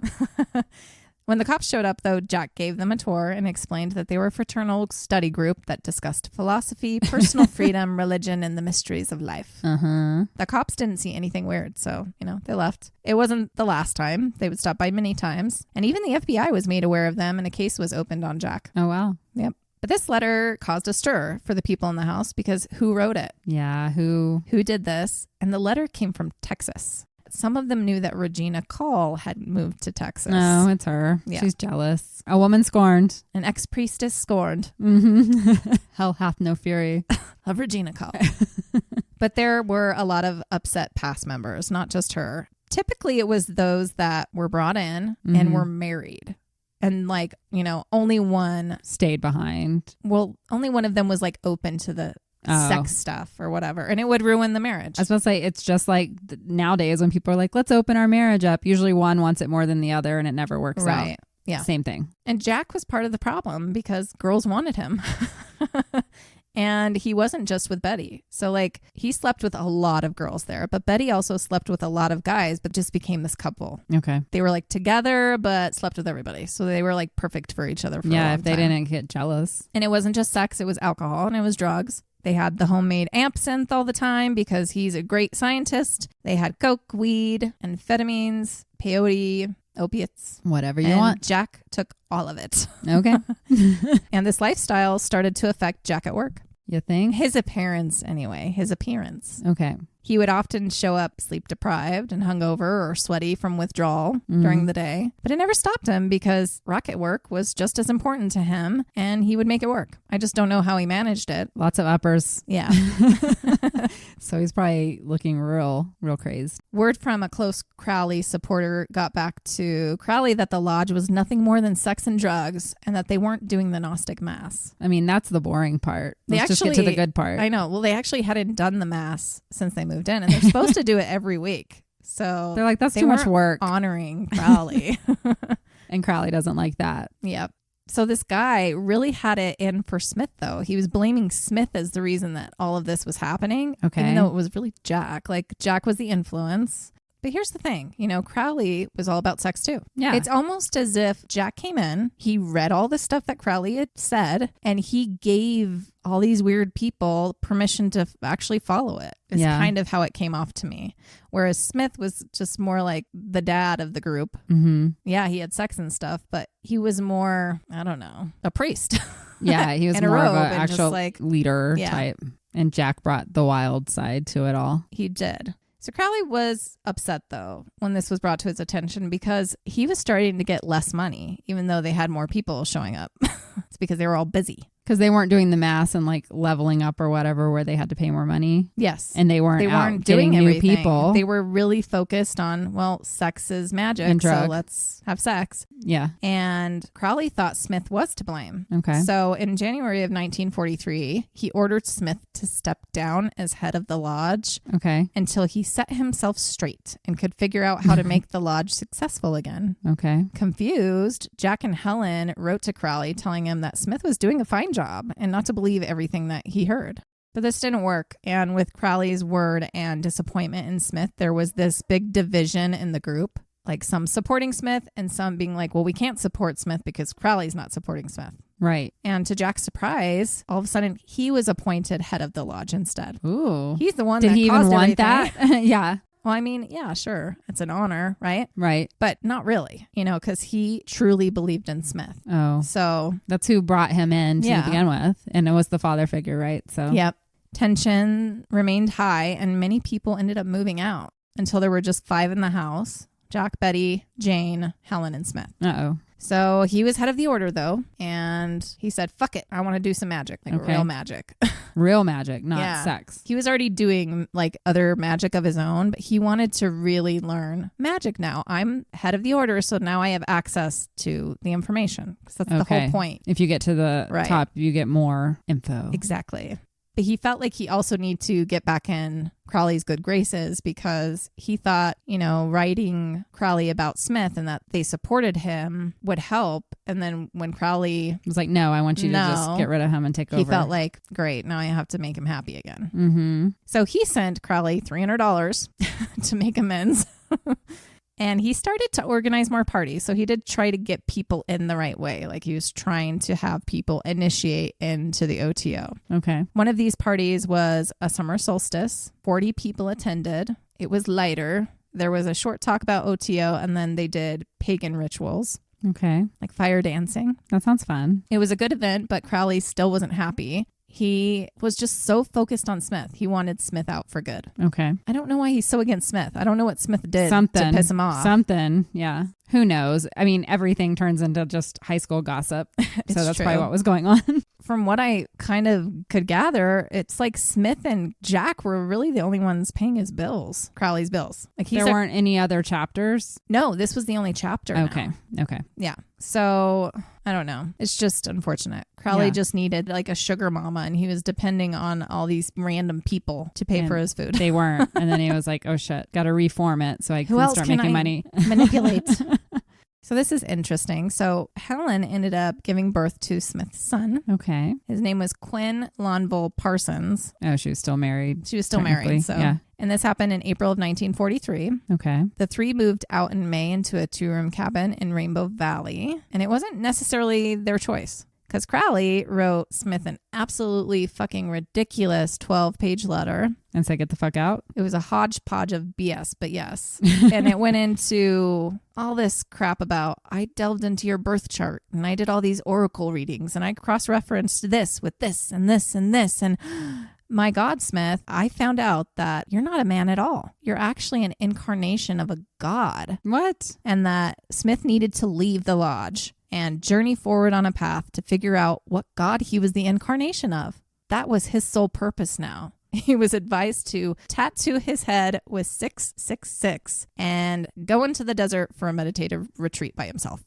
Did he do that? Kind of. Oh shit! Don't tattoo 666 on your head. Not, okay. He did not do that, but he left with Helen and went to the desert. And then kind of went to the desert. Like he did do this whole meditative thing, but he had his family with him. Okay. But it was just Crowley's way to get him out. Okay. Because he warned Smith. He said, under absolutely no circumstances are you to talk to anyone from the lodge. Okay. Because your journey would then be tainted by human associations. Oh, so he like built him up like, dude, you're too good for this lodge. You're going to be a fucking god. So go on and get out of here and never talk to them again or it will corrupt you. Bye. Well, technically he said he needs to go do this and then come back. And Smith took that seriously, but really Crowley is just like, go disappear forever. Good riddance. Go to the desert and die. But it didn't go as Crowley planned, though, because he actually was a god. Yes, no, he is. That's not. He's a god. Oh, yeah, that's what I was hoping. For. He was who was in your house last night. Just kidding. Go home and say, Smith, God Smith, are you here, Wilfred? So it didn't sit well with Jack, and Jack was now the head, right? Okay. After Helen and Smith left, Jack wrote to Crowley, and he resigned from the order. Oh, damn. There goes your money, Crowley. Yeah. How you buying bread? Crowley wasn't having it, though. And he wrote Jack almost begging and like heavily flattering Jack to come back. Of course. But at the same time, he was bullying him for not living up to his responsibilities. He never asked for that. Jack wasn't stupid. He knew what Crowley was doing. He did end up withdrawing his resignation, though, because he did believe in Crowley's philosophy. Okay. And he wanted to learn about the fucking magic. And the only way he could do that was to stay and be a priest. Yeah. So over time, Crowley grew pretty close with Jack. And once again, Jack found a father figure and eventually did start to call him father at one point, which was weird. Ew, Crowley father? I guess he was always looking for that. We talked about earlier. I was really hopeful for Jack at this moment, but it didn't last long. He's like, well, screw you then. Okay, Dad. Okay, you're my dad now, Daddy. But back to rockets, because he's a busy boy. Yes. During the day, Jack was at Aerojet helping to make a full-scale production company of solid and liquid propellant rocket engines. And remember, it was only like 6 months or so before this that he literally changed rocketry forever. Right. With his discovery. With asphalt. Which is crazy. But this discovery came with a lot of orders and they were struggling to keep up. The process of making the asphalt molten was laborious and they were all working with what was still like relatively simple equipment. So it was hard, and any payments that they received on orders were paying for the next orders to be made. Yeah. They're just not making enough yet. Okay. They had to keep moving or, everything they're doing would just fall apart. Right. By mid-1943, Aerojet had an operating budget of $650,000. Big jump from the $1,000. Yeah, they've moving on up. Jack demonstrated the efficacy of the newer JATOs on top of the USS Charger, equipping a plane with solid fuel units. It was successful, but the representatives from the Navy were there. And when the rockets ignited, it produced this smoke containing this noxious yellow-colored residue, and it covered every one of them in it. Not good. So it was annoying, but they weren't mad. They said, all right, now you need to go make it not do that. We don't like it. He got the contract, but part of it was to design this. And ultimately, this led to the invention of Aeroplex, which is a technology for smokeless vapor trails. And Jack was the one to develop it. So he's just doing all kinds of random shit. Yeah. At the same time, though, they received an order for 2,000 JADOs from the Army Air Corps, and they needed them by the end of 1943. They had over 100 employees now, but everyone was working overtime. So they were really stretched thin. Yeah. Somehow they were able to complete this order in time, but they also still have Gelsit. Okay. Do you remember? Gelsit's yes. separate. Gelsit is what was going on in the Arroyo Seco and is head by the military and why they got security clearances and everything. That is still happening and it was expanding. So they're back and forth between these places every day. All those buildings out in the Arroyo Seco were being increased. So like almost every day they would go and there's like a new one being built. Those steel buildings? Yes. Yeah. Which is stupid. I was about to say the sweat boxes.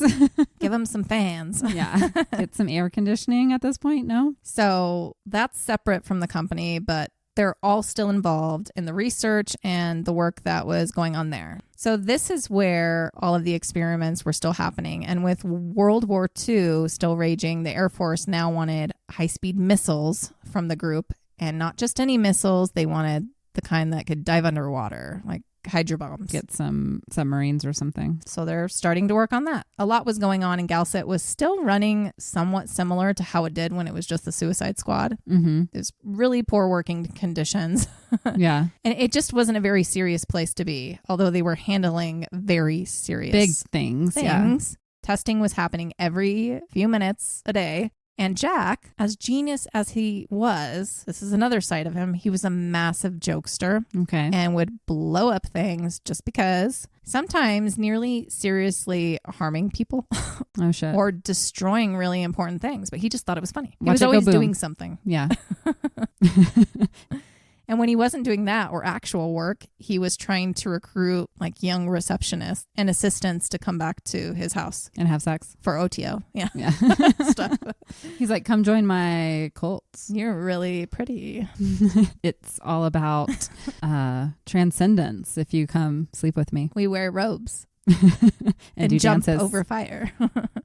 And also, as he had been for his entire life, he still loved science fiction. Mm-hmm. To him, it was simply prophetic of things to come. Okay. Which is kind of true. Yeah. He was a regular guest of the Mañana Literary Society. Okay. It was a group of science fiction writers that met at the home of Robert Heinlein during this time and his wife in Laurel Canyon. Jack met Heinlein in 1942 and they became really close friends. Like many others, Heinlein was impressed by Jack and invited him to come to one of these get-togethers where they would drink and talk, which is something that Jack really loved to do. Yeah. I don't know when he has time, but he's part of all these other groups and He's shit. really a busy boy. But there he met a really interesting person. Who's that? L. Ron Hubbard. Is that Scientology guy? Yep. I was like, I know this name. At the time, Hubbard was a science fiction writer and Yes. U.S. naval officer. We're going to come back to him. This is just pointing out that he met him, okay?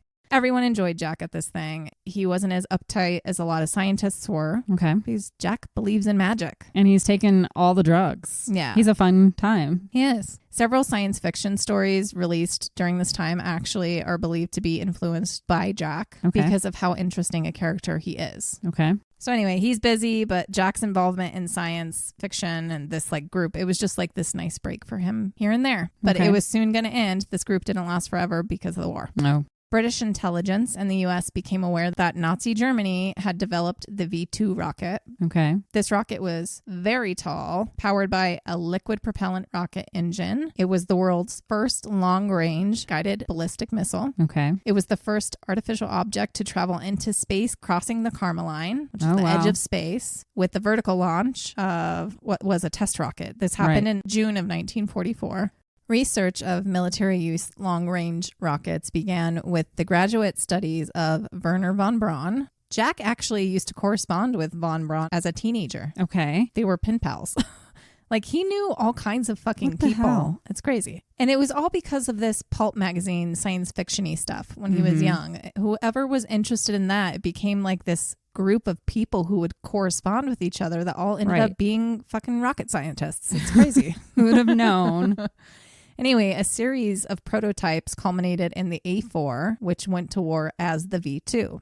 Beginning in September of 1944, more than 3,000 V2s were launched against Allied targets by the Nazis. Ugh. The rockets traveled at supersonic speeds and impacted without audible warning, which is scary. It's just terrifying that the Nazis were the first ones. I know. It resulted in the deaths of an estimated 9,000 civilians and military personnel, while a further 12,000 laborers and concentration camp prisoners died as a result of being forced to produce these weapons. Wow. So the military needed more out of Galset. Mm-hmm. There was a renewed impetus on rocket research. Even Chian was reinstated to the Galset project to help. They're like, even though you're a communist, you can come back.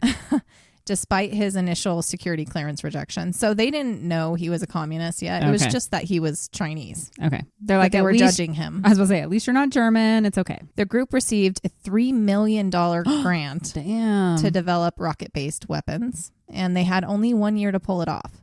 Galset became a super serious endeavor. Okay. And it was renamed the Jet Propulsion Laboratory, JPL. Okay. It was expanded and essentially taken over, with the original Galset members becoming less involved. So the Suicide Squad wasn't as important anymore. Yeah. It was now a project to create weapons of war, which was something that none of them ever wanted to be a part of. Like they just wanted to go to space. Exactly. Yeah. They just want to meet some dudes. Right. They're like, we do not want to kill Mars. civilians. Yeah. Molina was director, but he was doing more administrative things with that than anything else. And he slowly found himself, disconnecting not only from the actual rocket work, but with his buddies, especially Jack and Ed. Molina never thought much about Jack's other interests. He didn't want to think too much. Yeah, but it was clear now more than ever that it really had a strong hold on Jack. Okay. He still didn't judge it necessarily, but it was disconcerting when considering the drugs and the sex and the parties. And that's your partner in business. Yeah. Yep. Molina participated in the parties sometimes, not the sex stuff. The drugs. It's like every now and then he would let go is kind of it's how kind it of came like off. fun. I can go over to the party house once a month or whatever. But everyone knew that the parties that Jack was having with the OTO were different. And Jack's colleagues were growing wary of his open talk about the occult and how he was always on a hunt to convince a secretary to come back to his house. Yeah. They're like, leave the girls alone. They came here to work and you keep trying to proposition them. Like, stop. They're like, we're going to start hiring much older secretaries soon. And Jack's blasé way of testing just wasn't cutting it anymore. Yeah. Because now they're a serious operation. Exactly. But he's not a serious guy. He was using JPL and Aerojet as his personal domain without approval for his own reckless experiments, and it was earning him some bad reviews. Yeah. And it was clear to some that Jack no longer separated his work from the occult. At testing sites or in the lab, he was constantly like stomping his feet and reciting Crowley's poem, Hymn to Pan. So he was just kind of starting to lose it a little bit. Yeah. To others, especially newer employees that didn't know him, it was just like mad chanting. Like, okay. And most of the people he worked around now hadn't spent the last 10 years with him. They don't really know him in that way. Yeah. And they're like, we get it, you're a genius, but do you have to be this crazy? What's wrong with you? So he didn't really have the charisma that he used to have. Descending into madness. There's too many people now, Yeah. And his odor didn't help some days because he would stay up all night. He wouldn't bathe. And then he would just like douse himself in cologne. So people said he had this certain smell to him every day. Okay. His sex and other things. And then, he would try to cover it up with perfume and it wasn't working. And then apparently it is working because he's taking home young secretaries. I guess so. And maybe once they're drunk, they don't smell him. Maybe. I don't know. By this point, the Navy was ordering 20,000 JADOs a month from Aerojet. Okay.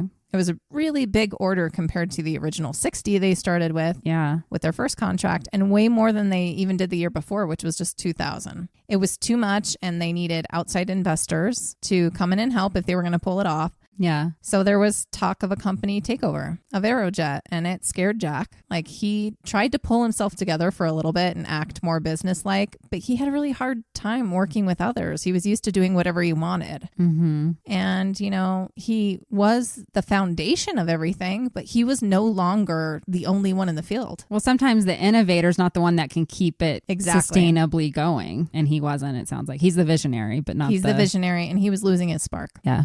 In December of 1944, Haley, their lawyer, negotiated for the company to sell 51% of its stock to the General Tire and Rubber Company to cope with the increase in demand.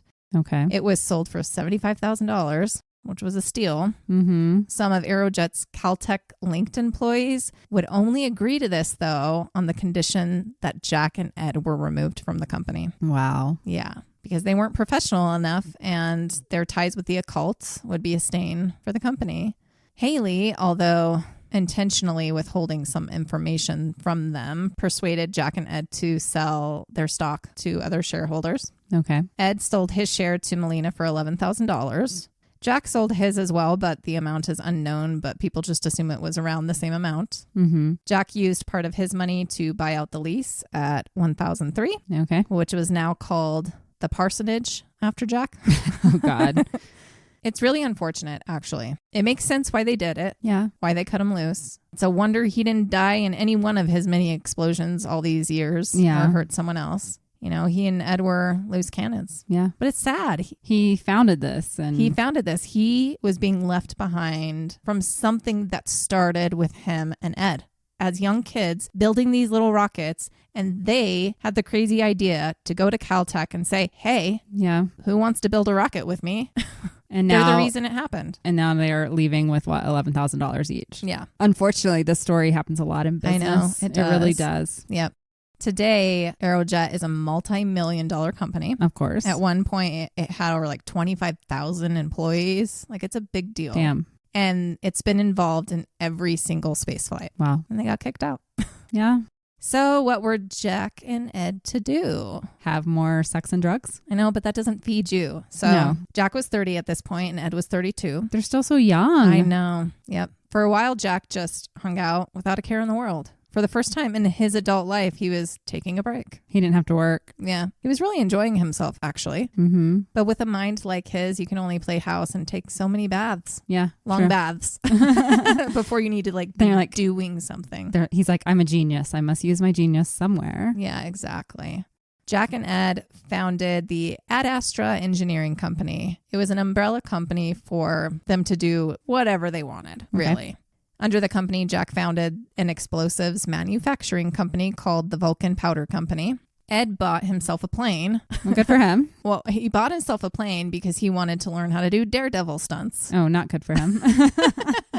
It's just, I always get this feeling too that like Ed sometimes was even more of a boy. Wild. Yeah. He seemed like a cool dude. He's like, I'm either trying to blow myself up. Now I'm going to try and crash myself. Yeah. Flying a plane. He also started a laundromat business because they were on the rise. Well, I mean, that was just a sane business decision. It was. To make some money. Money for Jack was becoming an issue though, and he started to rent out rooms of the house to non-OTO people. How many rooms were in that house again? A lot. I don't really know. When it was described to me, I know that there were 6 rooms upstairs, but there were multiple levels, so I'm not really sure exactly how many rooms were there. Can you imagine you just are needing to rent a room and you end up in this like millionaire sex house? You're like, wait a minute. I didn't realize this was part of it. Yeah.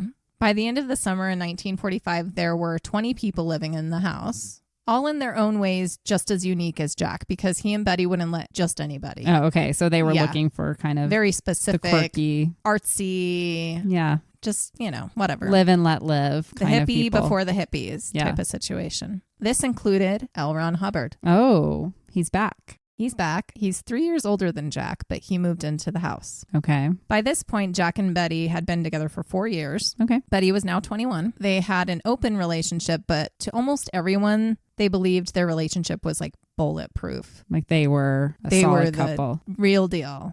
Betty had become the epitome of what every guy wanted. She was gorgeous, blonde, fit, funny, and flirty. She had everyone under her thumb in that house. Okay. All of the men of the house wanted her. Some even fell in love with her. Okay. But they couldn't have her. Like they knew they couldn't have her. She was Jack's. Yeah. She had control over the house and she had control over Jack. Jack would do anything for her. Some members believed that Betty wanted to actually get rid of the OTO altogether.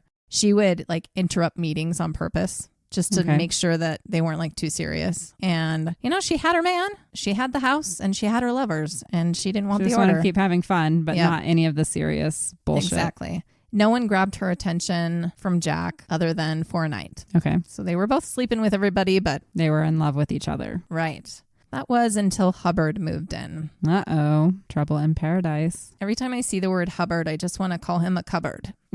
Hubbard lives in the cupboard. So Hubbard is a character we should definitely cover at some point. Realizing Scientology was the brainchild of someone who moved in with Jack at some point, like really makes crazy. me think of the whole thing differently. Yeah. It's wild to me that so many people got sucked into it.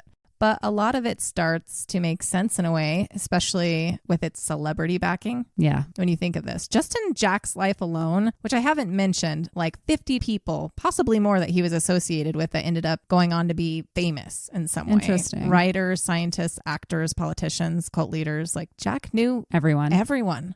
And, you know, Hubbard was a writer. Like Yeah. he knew a lot of people. So it makes sense that his religion would bring in a lot of celebrities. Yeah. He and Jack became really close friends quickly. Oh, okay. They were definitely comparable in their genius, but Okay. Hubbard was far more traveled and experienced. And in the end, you know, he had an edge that Jack didn't have or Jack lost, one of the two. People either liked him or they hated Hubbard, Okay. but you couldn't ignore him when he was talking. He had a million crazy stories to tell and he wouldn't shut up. I probably would have hated him. He liked to hear his own voice. Yeah, I definitely would have hated him. People were enamored by him. Not everyone. Some immediately thought him to be a phony and pointed out all the inconsistencies in his stories. That would be me. I'd be like, Yep. you're just making this shit up, dude. But, you know, he's kind of good at what he did. He could write 2,000 words an hour without needing any revisions, which makes sense when you think about Scientology. And he made up a whole religion. So Yeah. And there's so many steps to that. And it's all information and learning and blah, blah, blah. Yeah. So, you know, Okay. he was just another one of those alien people. It doesn't make sense. Anyway, Jack was enamored by him as well. It's sometimes difficult to portray a person here in the way that they were. Jack, for all his genius and charm, was a pretty vulnerable person. Well, yeah, he was always looking for the father figure. I know. And Yep. He was easily influenced by anything that like struck awe, like anything. He's like a gullible kid. yeah. Like I picture him sitting there like Indian style with like his mouth gaped open and being like, Tell me more, "Oh." sir. Tell Yeah. me more. And when Hubbard came into the picture, Jack was in a particularly vulnerable place in life. He had just lost his company. And he had worked on that for 17 years since he was a kid. Yeah. Hubbard was this breath of fresh air, and Jack immediately took to him and fell under his spell. He Okay. explained OTO and Thelema to Hubbard, and he understood everything right away. So Hubbard didn't even have to like try and understand the philosophy. He just got it, which Okay. was, you know, just another nod to their minds. Mm-hmm. And he was really interested in magic, Oh. which was exciting for Jack because Jack had been wanting to further his experimentation with magic, and there really wasn't anyone to do it with. Okay. Because even though OTO was, you know, part of that, Jack wanted to go beyond what Crowley. OTO was Yeah. allowing to happen or whatever.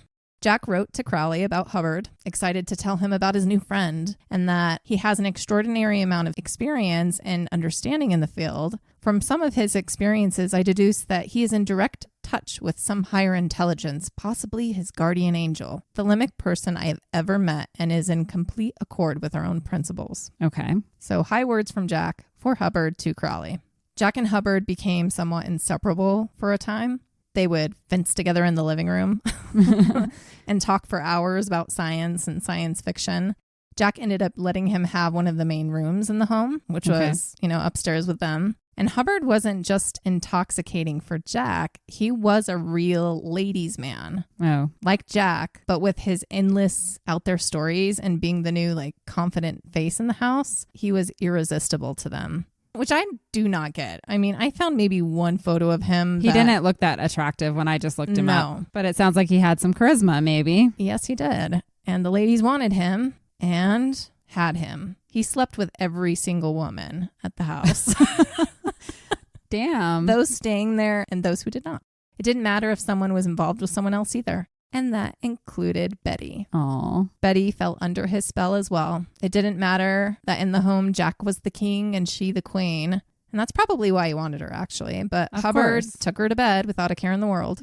And Jack, who was, you know, promiscuous himself, both he and Betty were But there was always like this connection that no one could break. Right. Until Hubbard. But he did. Yeah. Jack knew he was supposed to be okay with it if he were to be following the teachings of Thelema, but he couldn't help it. He was really jealous and he was really hurt. Well, yeah. Because her relationship with Hubbard seemed to like quickly intensify, and Jack was worried that she wouldn't come back to him. Aww. And she didn't. He was replaced. She ran away? They stayed in the house, but she stayed with Hubbard. Oh, that's really awkward. And it shook him. You know, other women were more than happy to come and take her place. They're like, well, what about me, Jack? Yeah. But he couldn't bring himself to do anything because he was too devoted to Betty. Hubbard and Betty started to share their relationship in front of him, like kissing and stuff, which was different because even though everybody was, you know, bouncing around to other people, it typically waited for the bedroom. It wasn't like this flaunting of in front of stuff, everyone, you know, and, you know, it was weird for everybody else because all of a sudden they knew Hubbard that was like the king and queen. Yeah. Yeah. It was bad. This loss and trying not to hate or fight Hubbard, and without rockets to focus on, Jack became obsessed with mastering magic. Okay. Not just any magic. He needed action in his life, so he went to the darker side of things and was trying to conjure up spiritual phenomena, black magic. Okay. Crowley actually was not about black magic. He thought it was nonsense, evil, and warned Jack against it. The only real magic Thelema truly dealt in was sex magic or like simple magic that aids in like protection self-development spells and stuff and all or something. that stuff. Yeah. Not all the other stuff. He saw everything else as witchcraft. Okay. But that's what Jack wanted to do. Mm-hmm. Which all of this is very contradictory. That's something that Crowley was an expert at, contradicting himself. But I think that's all cult leaders. Oh, of course. They're always like, don't do this except for me. Exactly. But Jack had always been interested in dark magic, even as a boy. Yeah. I mean, attempting to conjure the devil himself. He went straight for the big guy. And he wasn't by himself. His best and most loyal friend in the world, Ed, went along with it. Joined him in his attempts. Okay. Ed just did whatever his dear wild friend wanted to do. Yeah. They skipped past all the simple incantations and went straight for the big stuff. They started to experiment so regularly and with such focus as they did on their rockets. Oh, no. Yeah. But one such experiment shook Ed to the core and scared him shitless. Okay. One night, he was on his way upstairs to go to bed, and this was right after a ritual that they just did, and he felt the whole house shake. Ooh. And then he heard a piercing scream coming from outside. That's terrifying. And when he went to go look outside, he saw numerous horrible-looking entities floating outside the window. Oh my God. Screaming. Oh my God. And he thought they were banshees. And were warning of an impending death of someone in the house soon. Apparently multiple deaths. If there's multiple banshees, what the fuck? He was so disturbed, he ran away and like rushed downstairs to be like, can you hear that? No one could. So that fucked with him too. Oh no. Then he's like, yeah. Am I having an episode? What's wrong? But now he was a believer. Before this, he really was just going along with what he thought was Jack's new hobby of the day. But he didn't really believe they would he didn't. actually bring something. No. He thought it was just his friend's, harebrained idea. Yeah, let's conjure some things. Mm-hmm. And it was just his buddy, But he was concerned for the first time. What did I get myself into? Yeah. He was terrified. And this experience scared Ed for the rest of his life. Wow. And he would even tell his children, don't magic is real. Don't touch it. Wow. So something happened for him. But Jack was obsessed. He was obsessed. He needed just anything to happen. He wanted magic to create something for him to experience. He didn't care if it was evil. Okay. He just wanted results. Anything. Desperate. Okay. He was starting to worry others in the house.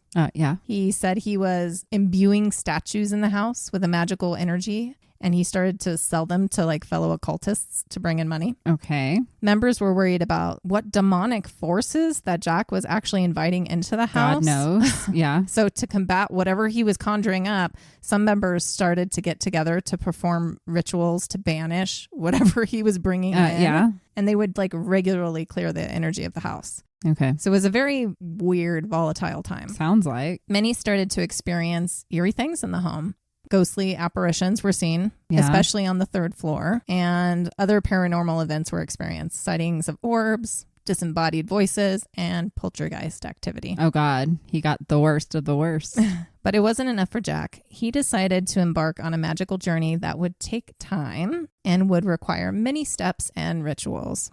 He later called this time the defining work of his life. Okay. More so than rockets? Forget the rockets. Yeah. Right now, anyway. Jack transformed his room into a black magic lair. Okay. The members remember being awoken one night to what they thought sounded like someone dying. And when they got up to investigate, they realized it was coming from Jack's room. Yeah. They opened the candlelit smoky room to find Jack draped in one of the ceremonial robes. Okay. He was standing in the middle of a pentagram on the floor in front of an altar. His arms were outstretched and he was chanting. And they just knew that he was conjuring something evil. Horrible. Mm-hmm. Nothing he was doing had anything good about it anymore. Like he was losing himself. Some thought he was trying to conjure a demon to get rid of Hubbard. Could be. But Jack was actually trying to conjure a magical being to be his soulmate. He was lonely. He was lonely. We only know this because Jack documented his progress in detail over the next few months because he's a scientist. He's like, well, that makes sense. I did this And this didn't work. I did this didn't work, or whatever. In December of 1945, Jack began a series of rituals based on Enochian magic, which is a system of Renaissance magic, during which he masturbated onto magical tablets surrounding him on the floor while listening to Second Violin Concerto. Okay. The thought process here was to fertilize these magical tablets. He called the magical operation the Babylon working. Babylon was a Thelemic goddess he was trying to bring to him. Oh, to be his soulmate. Kind of. That's confusing. So to do this, he would need an elemental companion, a scarlet woman. Okay. This is what the first of these rituals was about, to bring him this scarlet woman. In Thelema, a scarlet woman is this magical companion above all other mistresses. Okay. This is where the lines are blurred to me because I found it confusing as to whether or not Babylon and the Scarlet Woman were the same, or if the Scarlet Woman helps bring Babylon. Yeah. Okay. Or if they like merge at some point. I don't really know.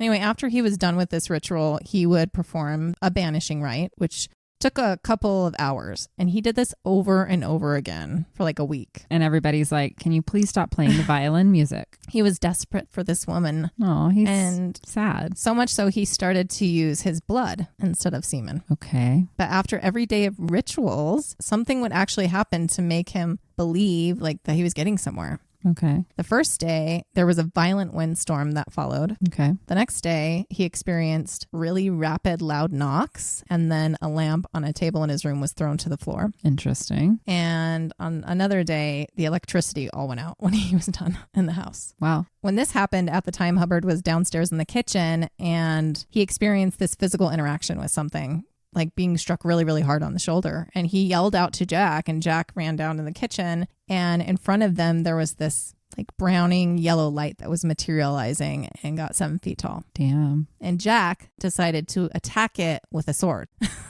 It's a spiritual entity, dude. Yeah, but he was like saying shit as he was doing it. And he was he's like, you know, drawing occult rituals with his fingers in the air and the sword. Anyway, he like followed it into the library and was able to diminish it. Sounds very Harry Potter-ish. So this disappeared, but Hubbard couldn't use his arm for the rest of the night. Okay. And maybe that is why some thought he was trying to get rid of Hubbard, I think. Because of this entity. Yeah, like they weren't even in the same room, and for some reason it affected Hubbard. But this experience had a different effect on Jack. Jack instead thought that Hubbard must be magically sensitive. Okay. He looked past upset feelings about him and Betty and invited him to join in on the rituals as an observer, like as a scribe, or to like when Jack's like really into his chanting or whatever he's doing, to just be in the room and see if he sees anything start to happen. Okay. Together, they continued to experience these apparitions during and after these rituals. Many believe that Jack and Hubbard weren't actually experiencing anything, and that really like Hubbard was just fucking with him.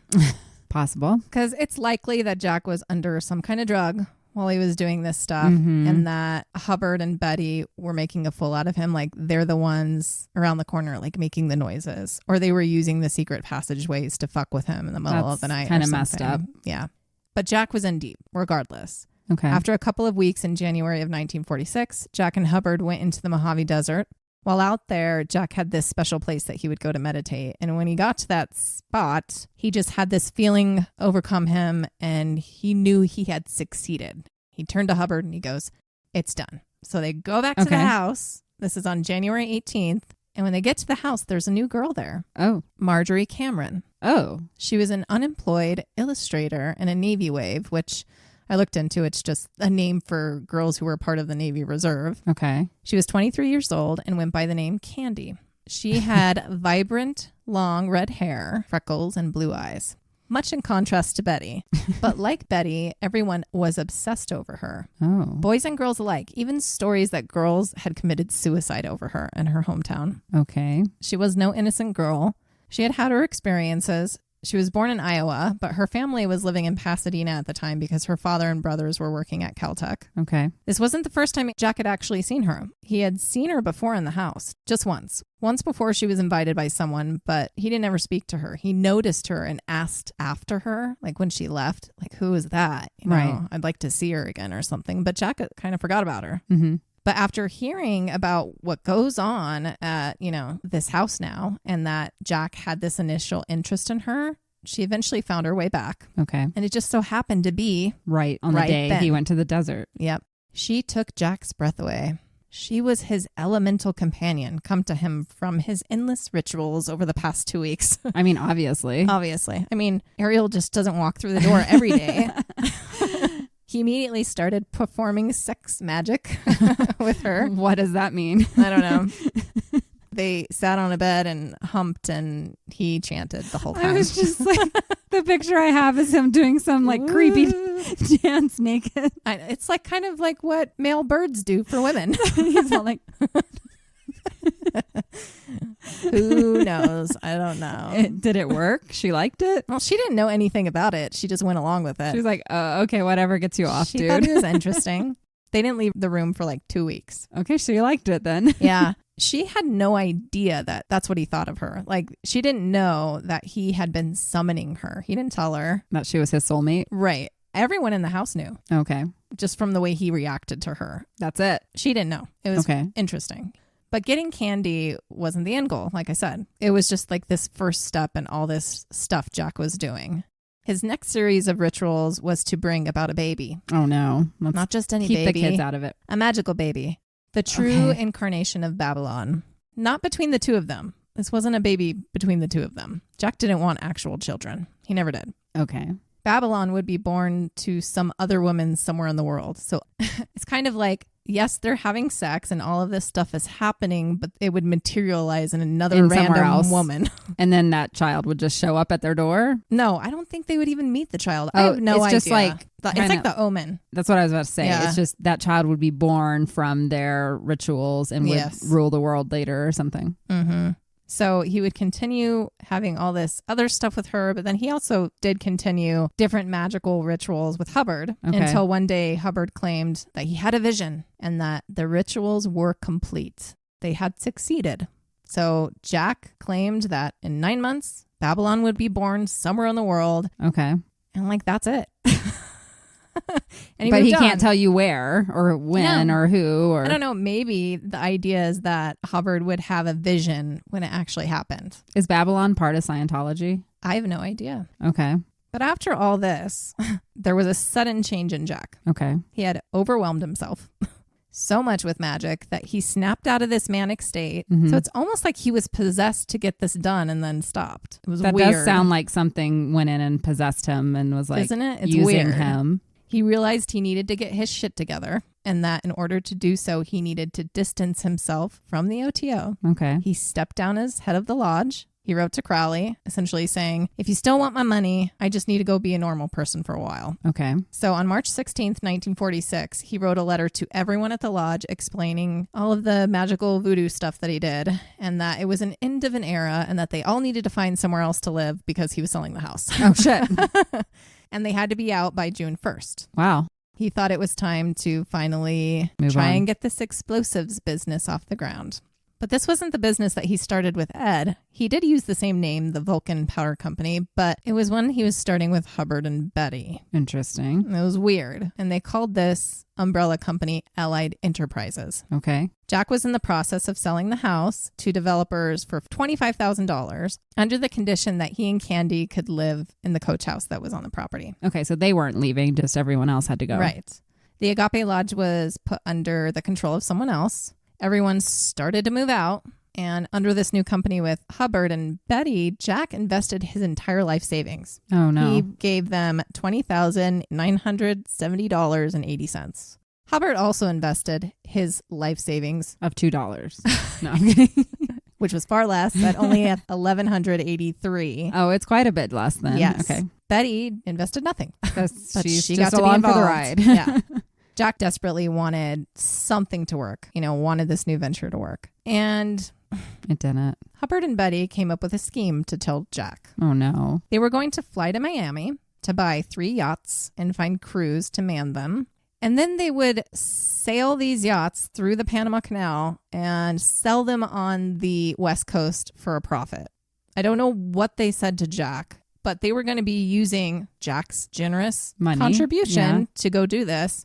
Hubbard, being an expert talker, convinced Jack in some way that this was a good plan. What Jack didn't know was at the same time, Hubbard wrote the Navy because he was still kind of employed by them. Okay. It's hard to remember with all the crazy shit going on, but he wrote them requesting permission to leave the U.S., to travel to Central and South America and China to collect writing material under the guise that it was for this new company. Okay. So he's just kind of scamming everybody. Both ways. After the two had been gone for several weeks and Jack had no more money for supplies for his explosives work, he started to worry, like, what did I agree to here? Yeah. And without Hubbard in his ear every second, the spell that he had over Jack was starting to wear off. Okay. He was going to insist that they come back and dissolve the partnership, but just before he did, he got a call from Hubbard, and they were actually in Miami. So he was like, oh, okay, and they're probably doing it. He got convinced again. When in fact, Hubbard and Betty had just bought a boat for $10,000. And they were living the life at that time. Fuck off. I can't believe people so Hubbard's a con man. Oh, Scientology's a scam. A million %. He's still a genius. What he could fucking come up with is insane, but that doesn't mean you need to follow it. Okay. Yeah. After members of OTO wrote to Crowley about what happened and their worry that Jack had been, scammed by the two of them. Yeah. Crowley wrote back to someone that Jack was a fool. And this got back to Jack. Aw. And Jack finally snapped out of it and used what money he had to fly to Miami and confront them. And kick Ron's ass. Just bitch slap him in front of his wife. Before Jack got there, they bought 5 more boats. Oh, God. Which did include 3 yachts. So that was odd, but all they were waiting on was a disability check for Hubbard before leaving. Because he was also scamming the government, apparently. Yeah. Jack stopped by all the marinas in search for them, trying to track down their purchases, but he couldn't find them at first.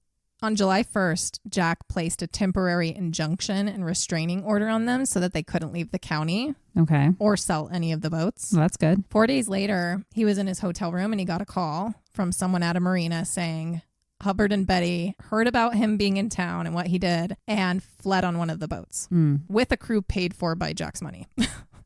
Motherfuckers. Pissed, Jack decided to turn to magic. Oh. And invoked Bartzabel, which is the sea god?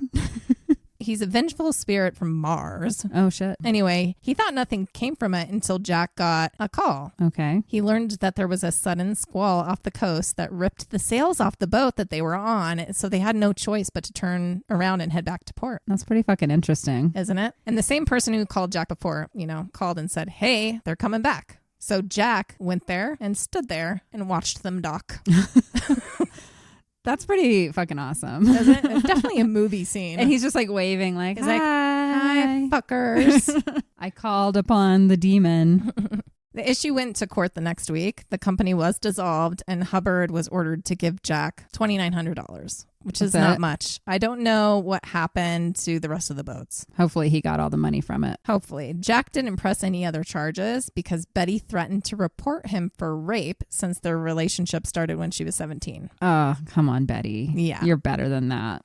So Jack went back to Pasadena, broken, He was fucked over by people he trusted. Yeah, and that hurts. There's a lot going on for him. 1 month later, although Hubbard was already married, I guess, to someone else, he married Betty. And then he went on to found Dianetics and Scientology. Is Betty still with him? Yes. They got married. Oh, today? No, she's not with him today. Oh, okay. Oh, well, he's dead now, but... Oh, see, I don't even know. She ended up divorcing him at some point in life. Okay. I guess he would have to be. He was probably born in 1914. I think he was born like... He was older than Jack, in 1911 or something. He'd be very Kendra old sounds now. very dumb. 23 years later, so I'm just skipping ahead for a second. 23 years later, in December of 1969... the Sunday Times would publish an article about Hubbard's involvement with the OTO and Jack and his occult activities. Okay. In response, they released a press statement claiming that Hubbard was an undercover agent for the U.S. Navy who was sent to intercept and destroy Jack's black magic cult. Okay. And to save Sarah, a.k.a. Betty, from its influence. Yeah, I'm sure. Because that's totally something the Navy does and not like, I don't know, the FBI or whatever. Anyway, it was so stupid. Many claim that much of Crowley's work can be found throughout Scientology. I believe that. Which just from the outside you can see with its different degrees that you have to attain and all the fees you have to pay. Yeah. With Scientology, it's, it endlessly is draining its members of money to the point that they work just to give it to Scientology while in debt that they can't recover from. Scientology is... It's crazy. We'll have to maybe do an episode on that. I know, but they like to ruin people's lives, so it's also scary. Yeah, maybe we don't want to talk against them. I don't know. Hubbard was just better at creating a system than Crowley to keep people chained. Yeah, well, it sounds like he was a great con man. Definitely a great con man. And Hubbard's connection to so many important people and celebrities helped. Yeah. And he was able to write up bullshit really, really fast. Can you imagine what he could push out in a day? Yeah. Especially if he didn't have to revise anything. Yeah, if he was just that gifted. So Scientology grew into what it was today, and quickly. Of course, the church denies the influence of Crowley and Hubbard's creation. Of course. Of course. What Hubbard created ultimately was more science-based. Yes. And claimed to offer like way more, like, if you do this, you can heal this or blah, blah, blah. There's a lot more involved in Scientology. Hubbard was a genius. That can't be denied. But we need to stop glorifying geniuses just because they are. He's a crazy genius. He's an evil genius in a lot of ways. He had other intentions. Right. Very selfish, sinister, perverse, other intentions. So when Jack got back to California, the sale of the house was complete. And the last of the OTO members had moved out, some stealing the gold leaf off of the ceiling as payment. Okay, do what you got to do. He wrote to Crowley, officially resigning from the OTO. This time, Crowley didn't care. He didn't do anything to stop him. The new owners of the house immediately demolished it. Oh, shit. Even with Jack and Candy, like in the coach house. They're just watching them tear down the house. Which is crazy. Yeah. Just like that. All of the memories of everything that happened in the last whatever many years. I wonder if it was bought by like some religious Christian people and they were like demolishing it because of magic, black magic or something. I don't know who did. This whole area of Pasadena completely changed. Oh, so they just wanted to build a new house maybe. Yeah. This used to be Millionaires Row. Like if you look at this street on Google Earth today, that's not just what normal. It looks like. It's just normal neighborhood. But his parsonage was gone. Yeah. It really was an end of an era. Yeah. In October, at 32 years old, Jack finally moved out of Pasadena to Manhattan Beach, where he got a job nearby in Inglewood with North American Aviation. He was working on fuel for rockets again in the Navajo missile program.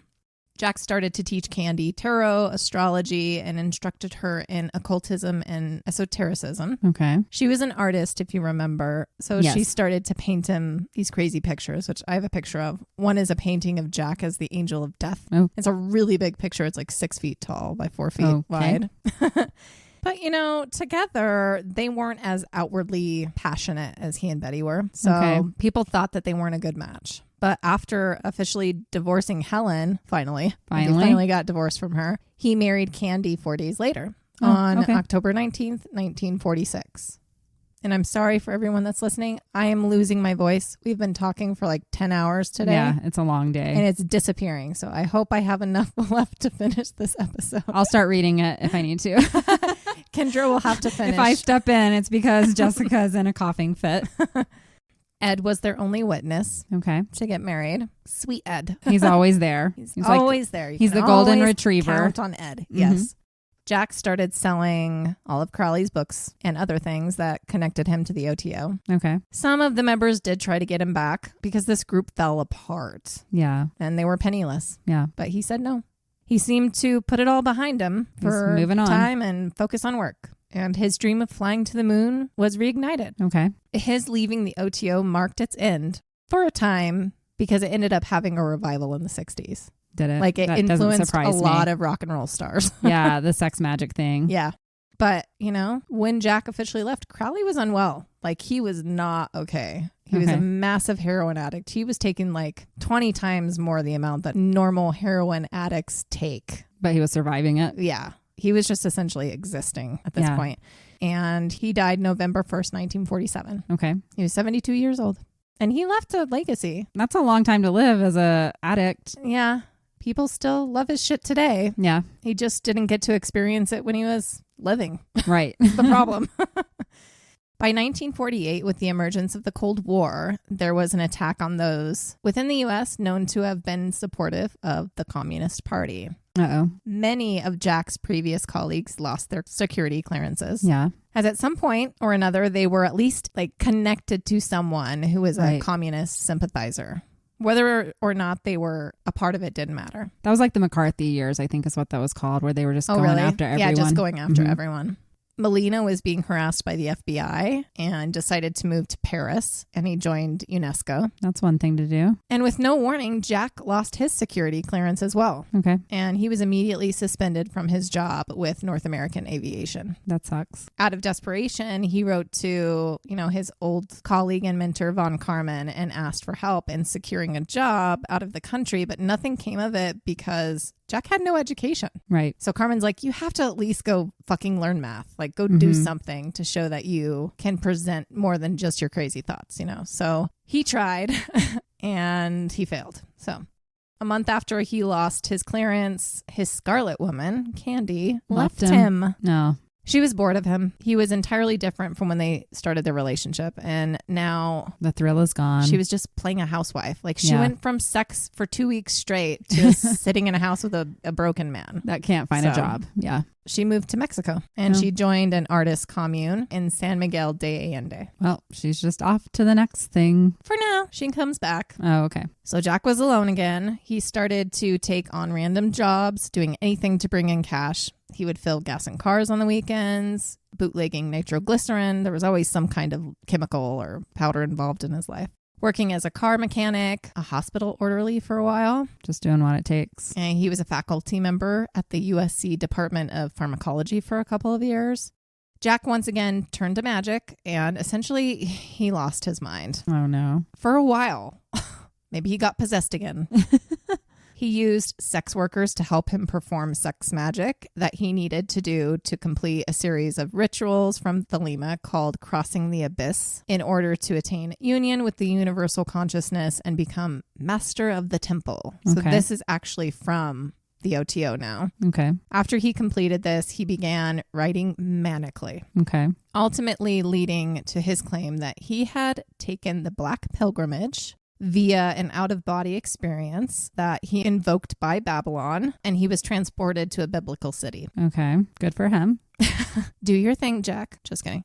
And from it, he embodied an entity named Beleriand. There's a much longer name to explain this guy, but I don't feel like pronouncing right now, and I can't find it. But anyway, he was essentially the Antichrist. Oh, shit. He considered his writings or oaths as the completion of the Babylon working he started. And he wrote an autobiography titled Analysis by a Master of the Temple, and another, The Book of Antichrist.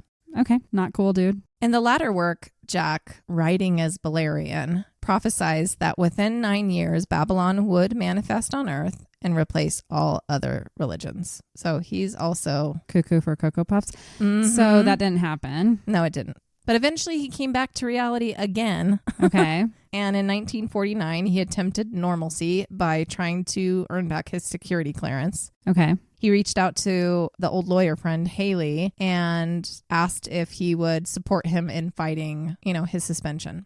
There was a court hearing where he denied all connection to the Communist Party because he didn't have it. Like, he knew people who were part of it. Right. He didn't. His security clearance was restored and his suspension was reversed. Okay. He was even granted back pay, which was cool. Damn. And he started to work for a top secret project before leaving that and moving to work for the Hughes Aircraft Company. Howard Hughes? Yeah. To work on chemical plant design and construction. At this time, he was living with a new girlfriend, but Candy randomly came back and found them together and caused a bit of a ruckus. Okay. You left him, dude. I know. You like, went to you go can't come back, girl. Paint and have sex in the forest. And then you show up and you're like, I can't believe you're having another girl. Well, she acted like she didn't care at first, but they started fighting and then she went back to Mexico. Okay. So she's gone again. She's gone again. And Jack was so frustrated by the whole thing that he started to, draft up the divorce paperwork. He never officially followed through with it, though. Okay. Just a year after earning back what was a decent job in the industry, Jack was fired from Hughes after being accused of espionage. Ooh. He just can't get a break, really. Yeah. Through Von Karman trying to help Jack get out of the U.S. like he wanted, he met Herbert T. Rosenfeld, who was president of the Southern Californian chapter of the American Technion Society, which was a Zionist group supporting the newly created state of Israel. Okay. Yeah, that's when it happened, right around that time. And Jack was offered a job with the Israeli rocket program and hired him to produce technical reports for them. When a member of Hughes found out, she reported him to the FBI. Okay. Jack wasn't a Zionist. He didn't know anything about what was going on with all that. Right. But he just wanted money. Yeah, he wanted money, and he was being offered a chance to truly work on rockets, like real rockets. So he was waiting on a conclusion of what was going to happen with all this. Was he actually going to get in trouble? Right. And while this was happening, Candy heard about what was going on. I don't know if she felt bad for him or whatever, but she came back. Here she comes. And this time they didn't fight and they did reconcile. So they're back together. Okay. And they ended up moving to a home once again on Orange Grove Avenue. You can't get away from it. Nope. Jack, like he does everywhere, converted the laundry room into his home laboratory to work on his blowing stuff up, chemical and pyrotechnic projects, where he also made his own absinthe again. Oh, well. He also stored all of his chemicals down there. What if he accidentally put that in the absinthe? Oh, I mean, they probably look very similar. I know. You better mark those real clear. An old lifestyle started to creep back in as their relationship was mending. They started to hold parties again, even one last party with old friends and members of the Suicide Squad. Okay. Melina came back from Paris for a visit and saw Jack one last time. They weren't crazy parties, though. And if Jack was doing drugs, no one saw him doing any. Okay. So it was a secret if he was doing anything. And of the crowd that would turn up to their parties, Jack was now the old one. Yeah. Things were changing for him. Life happens. Sorry, Jack. It's time to get your shit together. Yeah. In his downtime, Jack was creating his own religion. Yeah. He Weren't called it the witchcraft.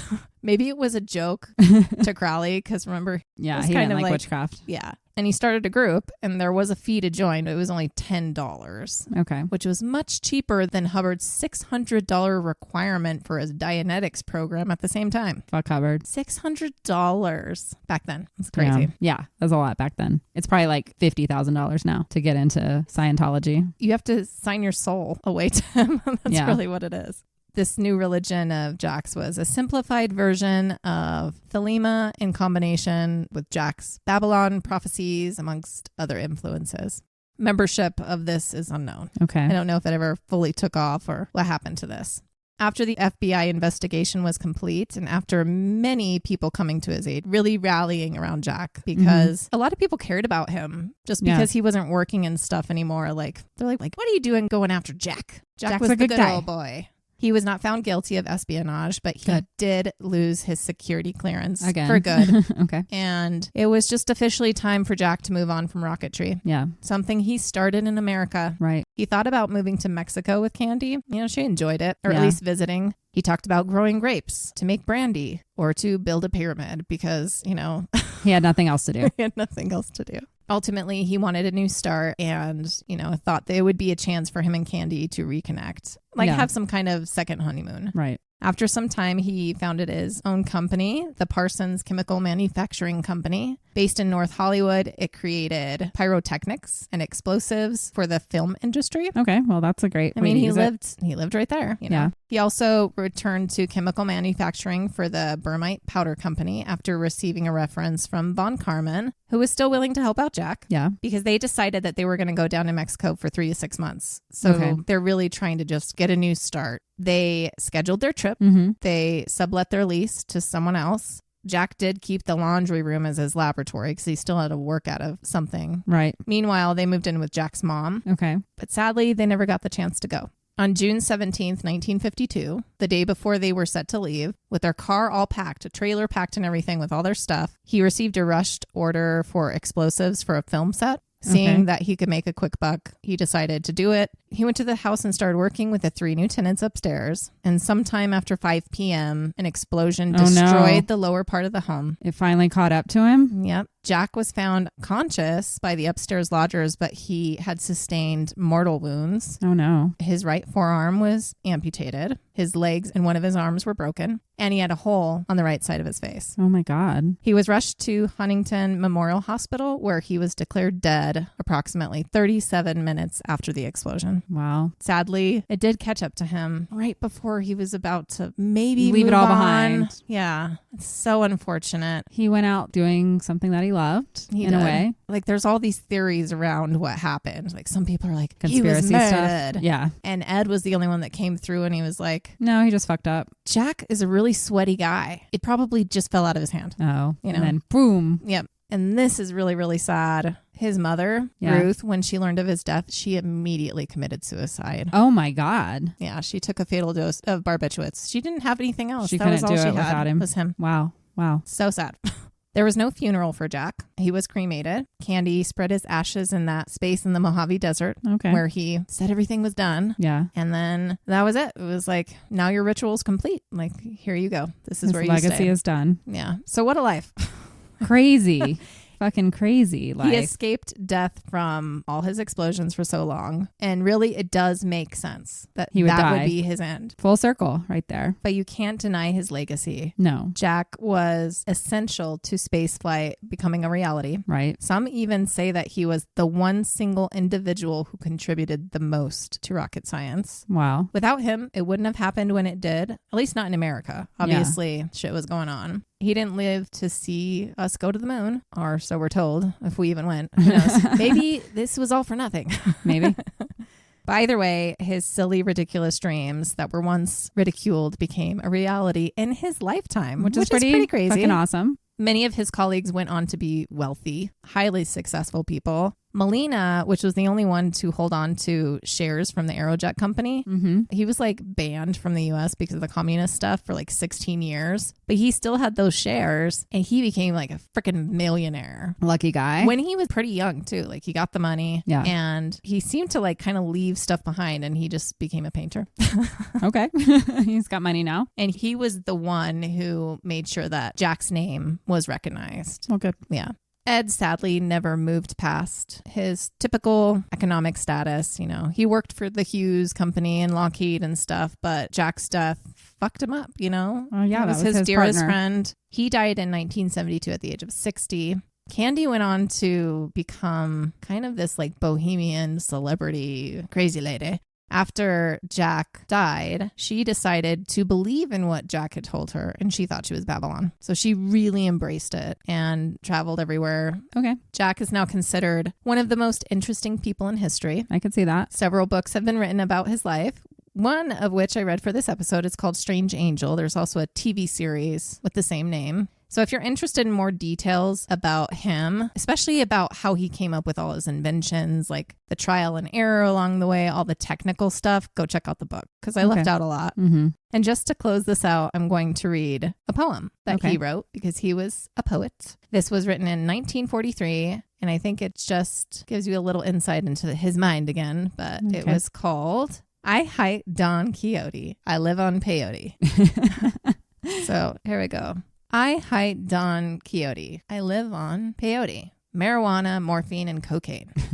I never knew sadness, but only a madness that burns at the heart and the brain. I see each charwoman ecstatic, inhuman, angelic, demonic, divine. Each wagon a dragon, each beer mug a flagon that brims with ambrosial wine. I went to the city and found it a pity. The devil was playing at hell. And 10 million mortals had entered hell's portals and thought that they were all doing well. I said, see, dear people, on every church steeple, an imp of the devil at play. See ghouls cut their capers in daily newspapers and fiends in police courts hold sway. The mountains are palaces, women are chalices, meant to be supped and not sold. The dessert a banquet hall set for a festival, ripe for the free and the bold. The wind and the sky are ours, heaven and all the stars. Waken and do what you will. Break with this demon-spawned, hell-inspired nightmare bond. Magic lies over the hill. They said I was crazy, ambiguous, lazy, disgusting, fantastic, obscene. So I hide for my sagebrush and callus and corn mush to see if the air was still clean. Oh, height Don Quixote, I live on peyote, marijuana, morphine, and cocaine. And may I be twice damned for a bank clerk or store hand if I visit the city again. So there's Jack. That's Jack. That's Jack for you. What a life. Like, seriously, what a life. Crazy. Crazy man. People are wild, and the truth is always stranger than fiction. Yes, and Jack Parsons. Jack makes me feel like I don't do shit with my life. Right. I better get busy. And he died at a young age. Like, he died younger than both of us. It's true. Wow. Well, I knew none of this. So yeah, I've just been like given a whole new perspective and idea. And now I want to know more about this whole Aleister Crowley, which I think I had listed as someone I was going to research. But I also think there was someone from the 60s that did sex magic that I had on my list. So okay, you might hear more eventually. Yeah. We might go to Scientology at some point. But this was really interesting episode. Very different. Kind of took us in a different direction. Yeah. And thank you, Jack Parsons, for what you contributed to the world. I hope you all enjoyed learning about him and the start of rocketry. Yeah. Obviously, there's a lot missing there because a lot was going on all at the same time. Yeah. But he had a really important part in the start of us going to the moon. Yeah. So thanks, I guess. Jack. Yeah. Thanks, Jack. You've been remembered. Yes. It sucks that you went crazy for a while at the end there, but happens to the best of them. I think that's part of genius, right? Right. If you're a genius, you got a little bit of crazy in you. Yep. You just do. Yep. At least he seemed like a good guy otherwise. He does seem like a good guy. Yeah. And fuck L. Ron Hubbard. I think I've said that a million times. Don't come for me, Scientologists. Sorry. Nope. Anyways, I hope you guys enjoyed that. We need to close out so that we can fit this on YouTube. But speaking of YouTube, you can find us there, or we're also on TikTok, Facebook, or Instagram, all at Lucid Lab Podcast, one word. And please email us your lab reports or any suggestions for our mini episodes to lucidlabpodcast@gmail.com. And don't be as weird as Jack the Occultist, but definitely be as weird as Jack the Rocketeer. Definitely. Yeah, agreed. And if you're going to perform any kind of magic, stick to the sex magic, not the black magic. We don't need more Babylons being born in the world. Get approval from her first, though. Don't do sex magic with her if she doesn't know what it's about. And all I'm thinking about is male bird dancing around naked. I know. So thank you for that thought in my mind. The girl's just sitting there. What the fuck are you doing? That's one of my favorite TikTok trends right now, by the way. Oh, is it a trend? I don't know. Yeah. Okay. Anyway, stay lucid, guys. Always stay lucid. We love you. Bye. Goodbye.